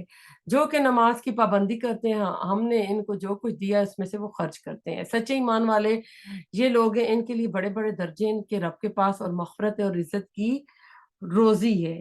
تو اللہ تعالیٰ نے کہا ہے کہ ان کے لیے اللہ تعالیٰ نے ان کے لیے عزت کی روزی ہے، تو جو بھی یہ کام کرے گا۔ اس کے بعد آپ دیکھیں گے کہ غزوہ بدر کا جو کہ مضمون ہے نا، ذکر ہے، وہ شروع ہو جا رہا ہے اگلی آیت نمبر 5 سے۔ جیسا کہ آپ کے رب نے آپ کے گھر سے حق کے ساتھ آپ کو روانہ کیا اور مسلمانوں کی ایک جماعت کو اس کو بھاری سمجھتی تھی، وہ اس حق کے بارے میں اس کے بعد کہ اس کا ظہور ہو گیا، آپ سے اس طرح جھگڑ رہے تھے کہ گویا کوئی ان کو موت کی طرف ہانکے لیے جا رہا ہے، وہ دیکھ رہے ہیں۔ تو یہ بدر کی طرف ہوا تھا، ایسا تھا کہ یہ لڑائی جو تھی اتفاقاً ہو گئی تھی۔ آپ نے مشاورت بھی کی تھی صحابہ کرام سے مدینے میں کہ قریش کے ساتھ نا ہمارا کوئی امکان ہو جائے گا، تو دو قسم کے لوگ تھے جو منافقین تھے، تو وہ اس سے ڈر رہے تھے، تو ان کی طرف اللہ تعالیٰ نے یہاں پہ نا بتایا کہ یہ وہ لوگ تھے نا کہ جو وہ، اور پھر اس میں کیونکہ جو لڑائی تھی اس میں کچھ اس کے الگ الگ پارٹ ہو گئے تھے، تو اس کی طرف بھی اشارہ کیا جا رہا ہے۔ اور تم لوگ اس وقت کو یاد کرو جب کہ اللہ تم سے ان دو جماعتوں میں سے ایک کا وعدہ کرتا تھا کہ وہ تمہارے ہاتھ آ جائے گی، اور تم اس تمنا میں تھے کہ غیر مسئلہ جماعت تمہارے ہاتھ آ جائے، اور اللہ تعالیٰ کو یہ منظور تھا کہ وہ اپنے حکام سے حق کا حق ہونا ثابت کر دے، ان کافروں کی جڑ کاٹ دے۔ اصل میں ایسا تھا کہ ابو سفیان مال سے لدا ہوا ایک قافلہ ملک شام سے لا رہا تھا، ان کا راستہ جو تھا وہ مدینہ کا جو ہائی وے تھا، موٹر وے تھا، ادھر سے گزر کے جاتا تھا، کیونکہ مکہ میں انہوں نے بہت تنگ کیا تھا، اور جب آپ مکہ سے مدینہ آ گئے تھے تو مدینہ آ کے انہوں نے بہت دھمکیاں دی ہوں گی تھی، ہمارے بگوڑے آ گئے ہیں انصار کو، اور ان کو جوش کو کہتے تھے کہ ہم ان کے اوپر حملہ کر دیں گے، ان کی جڑ کاٹ دیں گے، یہ ہم سے تو بھاگ گئے، وہاں ان کو نہیں رہنے دیں گے۔ تو آپ کچھ سریا بھیجتے تھے، لوگوں کی جماعت بھیجتے تھے کہ فلاں لوگ ملیں گے تو ان کے ساتھ لڑائی کرنا، کچھ سری جس میں آپ جاتے تھے وہ غزوہ ہوتا تھا، اور جو لوگوں کو بیچتے تھے اس طرح کے سریے چھوٹے چھوٹے اس کو کہا جاتا تھا، کیونکہ انہوں نے کہا تھا کہ ہم ان کو ختم کر دیں گے۔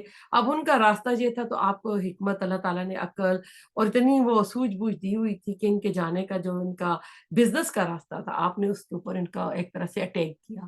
تو اب ایسا تھا کہ آپ نکلے تھے، اب جو دو جماعتیں نا، ایک جماعت جو کہ غیر مسئلہ تھی، یہ ابو سفیان کا قافلہ تھا، اور ابو سفیان اتنا سمجھدار تھا کہ اس کو پتا چل گیا تھا کہ میرے قافلے پہ حملہ ہوگا، اس نے اس نے راستہ بدل لیا، جدہ کے راستے مکہ کی طرف نکلا، لیکن ایک جو تھا میسنجر بھیج دیا تھا کہ ہم مدد کے لیے آؤ، تو ادھر سے جو تھا ابو جہل اور باقی لوگ کافی سامان ہتھیار لے کر آ رہے تھے۔ اب نبی صلی اللہ علیہ وسلم جس جماعت کے ساتھ نکلے، ان کا لڑنے کا ارادہ نہیں تھا، ان کے پاس کچھ ہتھیار ویپنز بھی نہیں تھے۔ اب جو ان کی خواہش کا ذکر ہو رہا تھا کہ آپ کی خواہش تھی کہ اس کو لے لیں، لِيُحِقَّ الْحَقَّ وَيُبْطِلَ الْبَاطِلَ وَلَوْ كَرِهَ الْمُجْرِمُونَ، تاکہ حق کا حق ہونا اور باطل کا باطل ہونا ثابت کر دے، گو یہ مجرم لوگ ناپسند ہی کریں۔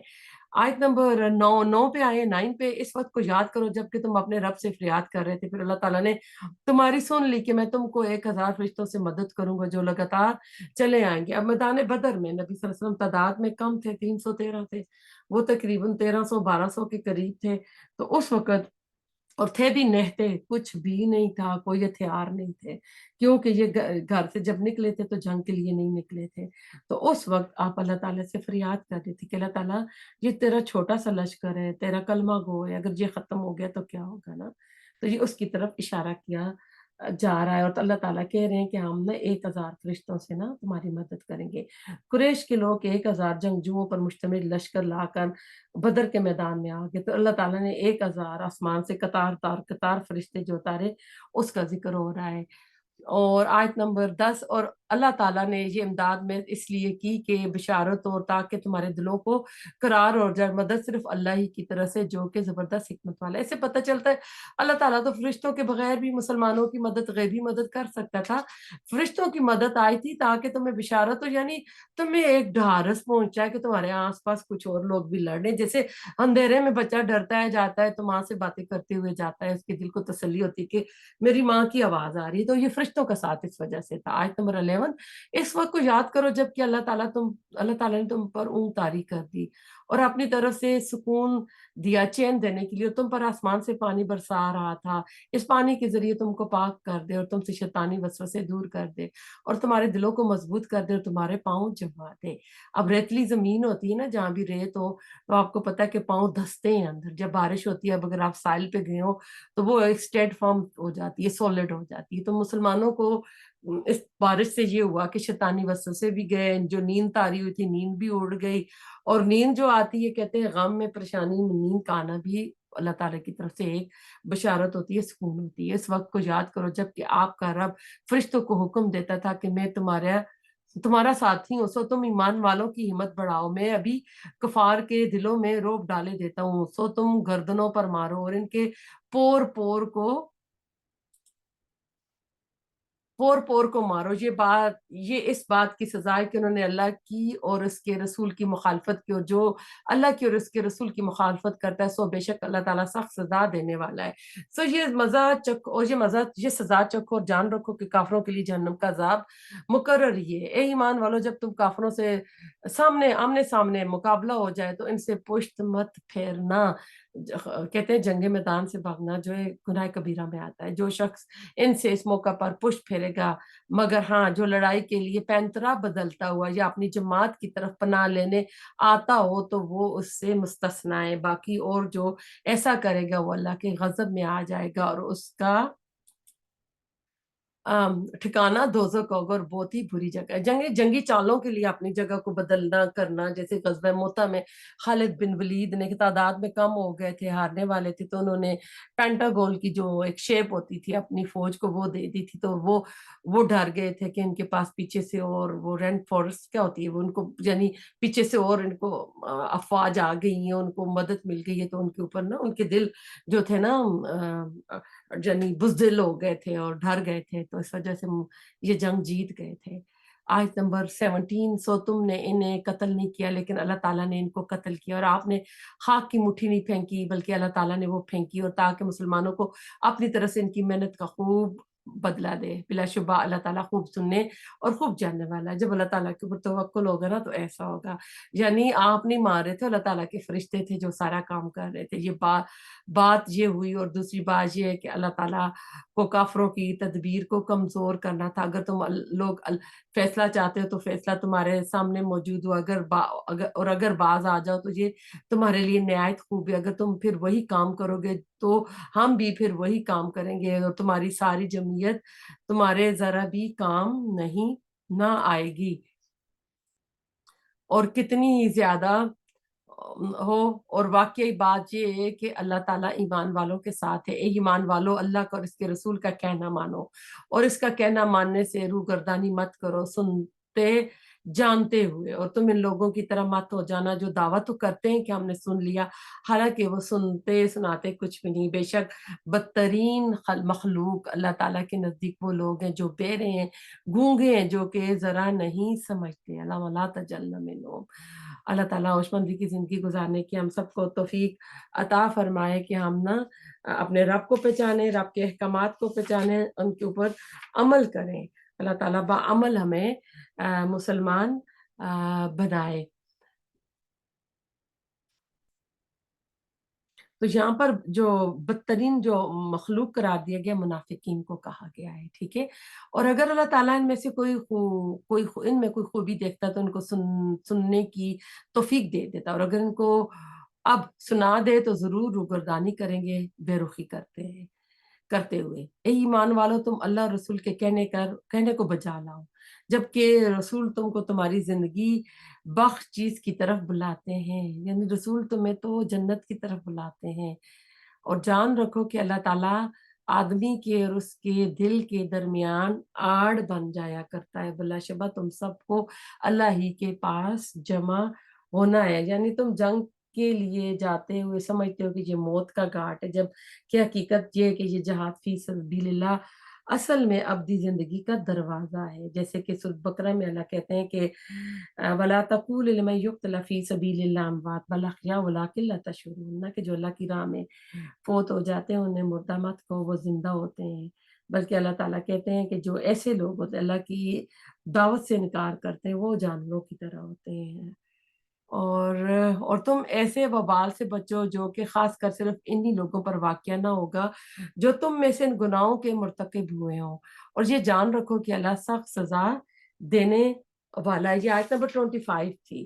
تو اللہ تعالیٰ کا اٹل قانون ہے، یہ بھی ہم نے دیکھا، پہلے بھی ہم نے پڑھا کہ ایک مسلمان ذاتی طور پر گناہوں میں गुनाहों से तो बहुत बच कर रहता है, नेकी के कामों में भी हिस्सा डालता है, वो सदका खैरात भी देता है, नमाज रोजी का एहतमाम करता है, मगर दूसरी तरफ अल्लाह और इसके दीन की नुसरत के लिए, कामत दीन की जद्दोजहद के लिए अपना माल, अपना वक्त, यानी उनसे वो पहलू तही करता रहता है।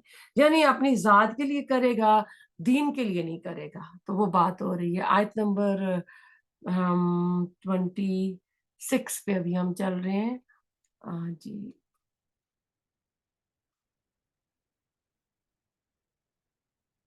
और इस हालत को याद करो जब तुम जमीन में थोड़े थे, कमजोर शुमार किए जाते थे, और इस अंदेशे में रहते थे कि तुमको लोग नोच घसोट ना लें। सो अल्लाह ने तुमको रहने की जगह दी, और तुमको अपनी नुसरत से कुव्वत दी, और तुमको नफीस यानी अच्छी अच्छी चीजें अता फरमाई, अच्छी अच्छी चीजें अता फरमाई ताकि तुम शुक्र अदा करो। ए ईमान वालो, तुम अल्लाह और इसके रसूल के हकूक में जानते हुए खयानत मत करो, और अपनी काबिल हिफाजत चीजों में खयानत मत करो। अल्लाह की इमानत में खयानत बहुत बड़ी खयानत है। हमारे पास अल्लाह की सबसे बड़ी इमानत उसकी ये रूह जो हमारे जिस्म में फूकी गई है, ये हमारे पास मौजूद है। अल्लाह ताला ने अमानत जो दी थी, अल्लाह ताला सूरत अल अहज़ाब में कहते हैं, हमने अपनी इमानत को आसमान और जमीन और पहाड़ों पर पेश किया, तो उन्होंने इसके उठाने से इनकार कर दिया और इससे डर गए, मगर इंसान ने इसे उठा लिया। यकीनन वो जालिम और जाहिल था। इसके अलावा दीन, कुरान, शरीयत इस्लाम, इसके रसूल की बड़ी बड़ी अमानतें हैं जो हमें सौंपी गई हैं। चुनाचे अगर हम ईमान का दम भरते हैं तो अल्लाह की इताअत और इसके रसूल के मोहब्बत का दावा भी करते हैं, लेकिन फिर अल्लाह के दीन को मगलूब देख कर भी अपने कारोबार, अपनी जायदादें, अपनी मुलाजमत, अपनी कैरियर, अपनी ख्वाहिशात की फिक्र में लगे, तो अल्लाह और इसके रसूल के साथ इससे बड़ी बेवफाई, गद्दारी और खयानत भला क्या होगी। तो ये आ जाती है इसमें, ठीक है ना। आयत नंबर हम थे 27 पे। आयत नंबर 28, ए ईमान वालो, तुम अल्लाह और इसके रसूल के हकूक में जानते हुए खयानत मत करो, और अपनी काबिल चीजों में खयानत मत करो। ये 27 ही हुई है, अब 28। और तुम इस बात को जान रखो कि तुम्हारे अमवाल, तुम्हारी औलाद एक इम्तिहान की चीज है। इस बात को भी जान रखो कि अल्लाह ताला के पास बड़ा भारी अजर मौजूद है। तो अब यहाँ पे इस आयत में 28 में अल्लाह ताला ने जो लफ्ज इस्तेमाल किया है ना, फितना किया, वालुमन्नकुम वालुकुम औलादुकुम फितना। फितना की मानी आजमाइश और इस कसौटी की है जिस पर किसी को परखा जाता है। इसलिए आज से माल औलाद इंसान के लिए बहुत बड़ी आजमाइश है। यकीनन माल औलाद ही इंसान के पांव की सबसे भारी बेड़ियां होती हैं जो उसे दीन की मदद करने से जदोजहद में रोकती हैं। चुनाचे अपनी शौरी और फाल जिंदगी के शब रोज में माल कमाने, जमा करने में, बच्चों की जिंदगियों में लगाने में इंसान ना कोलू की बेल की तरह काम करता रहता है, लेकिन अल्लाह की दीन के लिए वो कुछ भी नहीं करता। आयत नंबर 29, ए ईमान वालो, अगर तुम अल्लाह से डरते रहोगे तो अल्लाह ताला तुमको एक फैसले की चीज देगा और तुमसे तुम्हारे गुनाह दूर कर देगा और तुमको बख्श देगा, और अल्लाह ताला बड़े फजल वाला है। यानी तुम तकवा इख्तियार करोगे तो अल्लाह ताला की तरफ से यके बाद दीगरे अल्लाह ताला तुम्हारे ऊपर, जिस तरह के बदर के ऊपर जो फतह हुई थी, अल्लाह तुम्हारा तुम्हें फतह से इम्कनार करता रहेगा। और इस वाक्य का भी जिक्र कीजिए जबकि काफिर लोग आपकी बिनिस्बत तदबीर सोच रहे थे कि आपको कैद कर लें या आपको कत्ल कर डालें या आपको खारिज वतन कर दें, और वो तो अपनी तदबीरें कर रहे थे, अल्लाह ताला अपनी तदबीर कर रहा था, और वो सबसे ज्यादा मुस्तहकम यानी मजबूत तदबीर करने वाला था। तो अब ये साजिशें जो कुरैश मक्का हिजरत से पहले नबी सल्लल्लाहु अलैहि वसल्लम के खिलाफ कर रहे थे, आप सल्लल्लाहु अलैहि वसल्लम की मुखालफत में इनके बाकी तमाम हरबे नाकाम हो गए थे। अब उन्हें नाउज बिल्ला आपके कत्ल के दर पे थे, तो उसका हो रहा था कि जो भी ये चालें चल रहे हैं, इनकी चालें अल्लाह के मुकाबले में बहुत ही कमजोर हैं। और जब इनके आयत नंबर आए हैं 31, और जब इनके सामने हमारी आयतें पढ़ी जाती हैं तो कहते हैं हमने सुन लिया, अगर हम चाहें तो इसके बराबर हम भी कह दें, ये तो कुछ भी नहीं, सिर्फ बेसनद बातें हैं जो पहले से मनकूल चली आ रही हैं। जबकि इन लोगों ने कहा, ए अल्लाह, अगर ये कुरान आपकी तरफ से वाकया है तो फिर हम पर आसमान से पत्थर बरसा, यहाँ पर कोई दर्दनाक अजाब वाकया कर दे। जैसे कि कहा ना, जो कुरैश के सरदार थे उनके लिए आगे बड़ा मसला हो गया था, नबी सल्लल्लाहु अलैहि वसल्लम की दावत को इनकार कर रहे थे और बार बार उनको कह रहे थे कि ठीक है, जो जिस जिस अजाब से डराते हो, जो भी करते हो, तो वो ले आओ ना। तो उसकी तरफ इशारा है ना। तो आयत नंबर 33, اور اللہ تعالیٰ ایسا نہ کرے گا کہ ان پر آپ کے ہوتے ہوئے ان کو عذاب دے، اور اللہ ان کو عذاب نہ دے گا اس حالت میں کہ وہ استغفار بھی کرتے ہوں۔ دو چیزیں پتہ چل رہی ہیں، جس بستی میں رسول ہوگا وہاں عذاب نہیں آئے گا، اور وہاں کے لوگ اگر استغفار کر رہے ہیں تب بھی عذاب نہیں آئے گا، اگرچہ وہ لوگ پوری طرح عذاب کے مستحق ہو چکے تھے، لیکن جس طرح کے عذاب کے لیے وہ لوگ دعائیں کر رہے تھے ویسا عذاب جو ہوتے سنت اللہ کے مطابق ان پر وہ وقت نہیں آیا تھا کہ کیونکہ رسول اللہ صلی اللہ علیہ وسلم وہاں موجود تھے، جب آپ چلے گئے تو پھر ان کے اوپر طرح طرح کے فاقوں کے بھی عذاب آئے، پھر سب کچھ آیا ان کے اوپر نا۔ تو آیت نمبر 34، اور ان میں کیا بات ہے کہ ان کو اللہ تعالیٰ سزا نہ دے، حالانکہ وہ لوگ مسجد حرام سے روکتے ہیں۔ اب ان کے نا اللہ تعالیٰ خصلتیں بیان کر رہے ہیں کہ عذاب کیوں نہ آئے، ان کے کرتوت تو دیکھو، جبکہ وہ لوگ اس مسجد کے متولی نہیں، اس کے متولی تو سوا متقیوں کے اور لوگ ہو ہی نہیں سکتے، لیکن ان میں اکثر لوگ علم نہیں رکھتے۔ اللہ تعالیٰ کہہ رہے اللہ تعالیٰ کے گھر کی جو رکھیں گے نا متولی جو ہوں گے وہ متقی لوگ ہوں گے، جو اللہ سے ڈرنے والے ہوں گے، شان و شوکت والے نہیں ہوں گے۔ اور ان کی نماز کعبہ کے پاس صرف یہ تھی کہ سیٹیاں بجانا اور تالیاں بجانا، سو اپنے کفر کے سبب اس عذاب کا مزہ چکھو۔ اب ان کی جو نمازیں تھیں وہ بھی اللہ تعالیٰ بتا رہے ہیں کہ یہ کیا کرتے تھے نا، یعنی اپنی عبادت کا حلیہ اس طرح بگاڑ لیا تھا، سیٹیاں تالیوں جیسی خرافات ان کے موجود تھیں، برہنہ ہو کر یہ کعبے کا طواف کرتے تھے۔ تو یہ سارا اس طرف اللہ تعالیٰ ان کے جو کرتوت ہیں اللہ بتا رہا ہے کہ یہ کرتے کیا ہیں، عذاب کے تو مستحق ہیں لیکن اللہ کا رسول ان کے اندر موجود ہے۔ بلا شک یہ کافر لوگ اپنے مالوں کو اس لیے خرچ کر رہے ہیں کہ اللہ کی راہ سے روکیں، تو یہ لوگ تو اپنے مالوں کو خرچ کرتے ہی رہیں گے، پھر وہ مال ان کے حق میں باعث حسرت بن جائے گا، پھر مغلوب ہو جائیں گے اور کافر لوگوں کو دوزخ کی طرف جمع کیا جائے گا، تاکہ اللہ تعالیٰ ناپاک کو پاک سے الگ کر دے اور ناپاکوں کو ایک دوسرے سے ملا دے، پس ان سب کو اکٹھا ڈھیر کر دے، پھر ان سب کو جہنم میں ڈال دے۔ ایسے لوگ پورے خسارے والے ہیں۔ آپ ان کافروں سے کہہ دیجئے اگر یہ لوگ باز آ جائیں تو ان کے سارے گناہ جو پہلے ہو چکے ہیں سب معاف کر دیے جائیں گے اگر وہ اپنی عادت رکھیں گے۔ تو کفار سابقین کے حق میں قانون نافذ ہو چکا ہے، یعنی اللہ تعالیٰ کہہ رہے ہیں کہ اگر یہ اپنے پچھلے گناہوں پر توبہ کر لیں تو اللہ تعالیٰ ان کے گناہوں کو معاف فرما دے گا جو انہوں نے وہ کر چکے ہیں۔ تو اللہ تعالیٰ جو ہے ان سے راضی ہو جائے گا اگر یہ توبہ کرتے ہیں، اچھے کام کرتے ہیں۔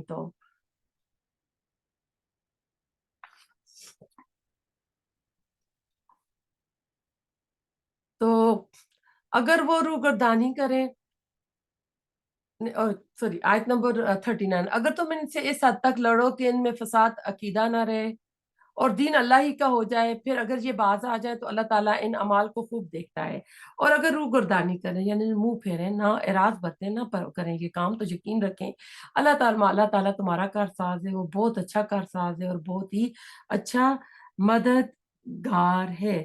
تو اب ایسا ہے کہ یہ والا جو حکم ہے پہلے سورۃ بقرہ میں بھی گزر چکا ہے۔ اللہ تعالیٰ کہہ رہے اگر وہ باز آ جائیں جو کام کر رہے تو اللہ تعالیٰ ان کو دیکھ رہے، اگر وہ روگردانی کریں گے یعنی یہ مسلمانوں تم یہ جان لو کہ اللہ تعالیٰ تمہارا مولا ہے، تمہارا حمایتی ہے، تمہارا مددگار ہے، اور جس کو اللہ مل جائے نا اس کو پھر کسی اور کی ضرورت نہیں ہوتی۔ تو اللہ تعالیٰ ہمارا بھی مددگار بنے، اللہ تعالیٰ غیب کے پردوں میں سب کی مدد کرے، سب کی مشکلات کو آسان کرے، دین کے راستے پہ اللہ چلنا ہمارا آسان کرے۔ اللہ تعالیٰ قرآن کے ساتھ ہمارا رشتہ جو ہے مضبوط رکھے، یہ رشتہ جو ہے ہمارا جو ہے مہد سے لاہ تک ہو، ہماری قبروں کو روشن کرے۔ اس قرآن کے ذریعے اللہ تعالیٰ ہماری قبروں کی وحشتوں کو دور کرنا، ہماری قبروں کو روشن کرنا، اس کو ہمارا ساتھی بنانا غم میں دکھ میں، یہ ہمارے اللہ تعالیٰ تمام پریشانیاں یہ ہمارا دور کرے، ایک ٹارچ کا کام کرے ہماری زندگیوں میں۔ اللہ تعالیٰ یہ قیامت کے دن ہمارے حق میں گواہی دے، ہمارے خلاف گواہی نہ دے، یہ ہماری جنتوں میں پہنچا کر آئے۔ یا اللہ تعالیٰ جو ہم پڑھتے ہیں اس کے اوپر عمل کرنے والا بنانا، یا اللہ تعالیٰ تو ہم سے راضی ہونا، یا اللہ تعالیٰ جو ہم سے کوتاہیاں ہوئی ہیں، غلطیاں ہوئی ہیں، اللہ تعالیٰ ہمیں معاف فرما دینا، یا اللہ تعالیٰ ہم سے تو وہ کام کرا جس سے تو راضی ہو جائے۔ اللہ تیری ہم مخلوق کی محبت، ان کی ہمدردی، ان کی کیئر کرنا ہمارے دل میں ڈالا، میں اپنی خواہشات جو ہے نا ان کو دبانے کی توفیق عطا فرما کہ ہم اپنی خواہشات پہ نہ لگے رہیں۔ हैं, खुद ही खुद अपना अपना ही ना सोचें। हम ये देखें कि इस वक़्त इंसानियत को कितनी ज़रूरत है। अल्लाह ताला जो हमारे बुज़ुर्ग हैं, उन पे रहम करना, उनको चलते-फिरते रखना, उनको कभी किसी का मोहताज ना करना। जो हमारे बुज़ुर्ग फ़ौत हो चुके हैं, अल्लाह ताला उन्हें जन्नतुल फ़िरदौस का वारिस बनाना, उनकी कब्रों में नूर भर देना, अल्लाह उनकी कब्रें कुशादा करना, या अल्लाह ताला उनको जन्नतुल फ़िरदौस का वारिस बनाना। या अल्लाह हमारी तरफ से अच्छे-अच्छे तोहफ़े उनको जाते रहें, उनके दर्जात बुलंद हों। वो पूछें तो फ़रिश्ते उनको बताएँ कि तुम्हारी औलाद ने तुम्हारे घर में अल्लाह ताला कि उन्होंने ये काम किया था, तो अल्लाह ताला उनके दर्जात बुलंद फरमाना, उनकी गलतियाँ, कमियाँ, कोताहियाँ माफ़ फरमा देना। बजी के अल्लाह ताला जन्नतुल फ़िरदौस में आला दर्जे देना, उनकी कब्र कुशादा कर देना, उनकी कब्र में नूर भर देना, उनकी नस्लों में औलाद में खैर रखना, उन्हें सिरात मुस्तकीम पे कायम करना। अल्लाह तमाम बुज़ुर्गों की जो औलादें हैं, नस्लें उनमें अल्लाह ताला जी उनको सिरात मुस्तकीम पे कायम करना कि उनके लिए बेहतरीन सदका जारिया बने। या अल्लाह हमारी औलाद को हमारी आँखों की ठंडक बनाना। या अल्लाह ताला इस कुरान के साथ जो हम पढ़ते हैं इसके ऊपर अमल करने वाला बनाना। रब्बना तक़ब्बल मिन्ना इन्नका अंतस समीउल अलीम व तुब अलैना इन्नका अंतत तव्वाबुर रहीम। सुब्हानक अल्लाहुम्मा व बिहम्दिका नशहदु अन ला इलाहा इल्ला अंता नस्तगफिरुका व नतूबु इलैक।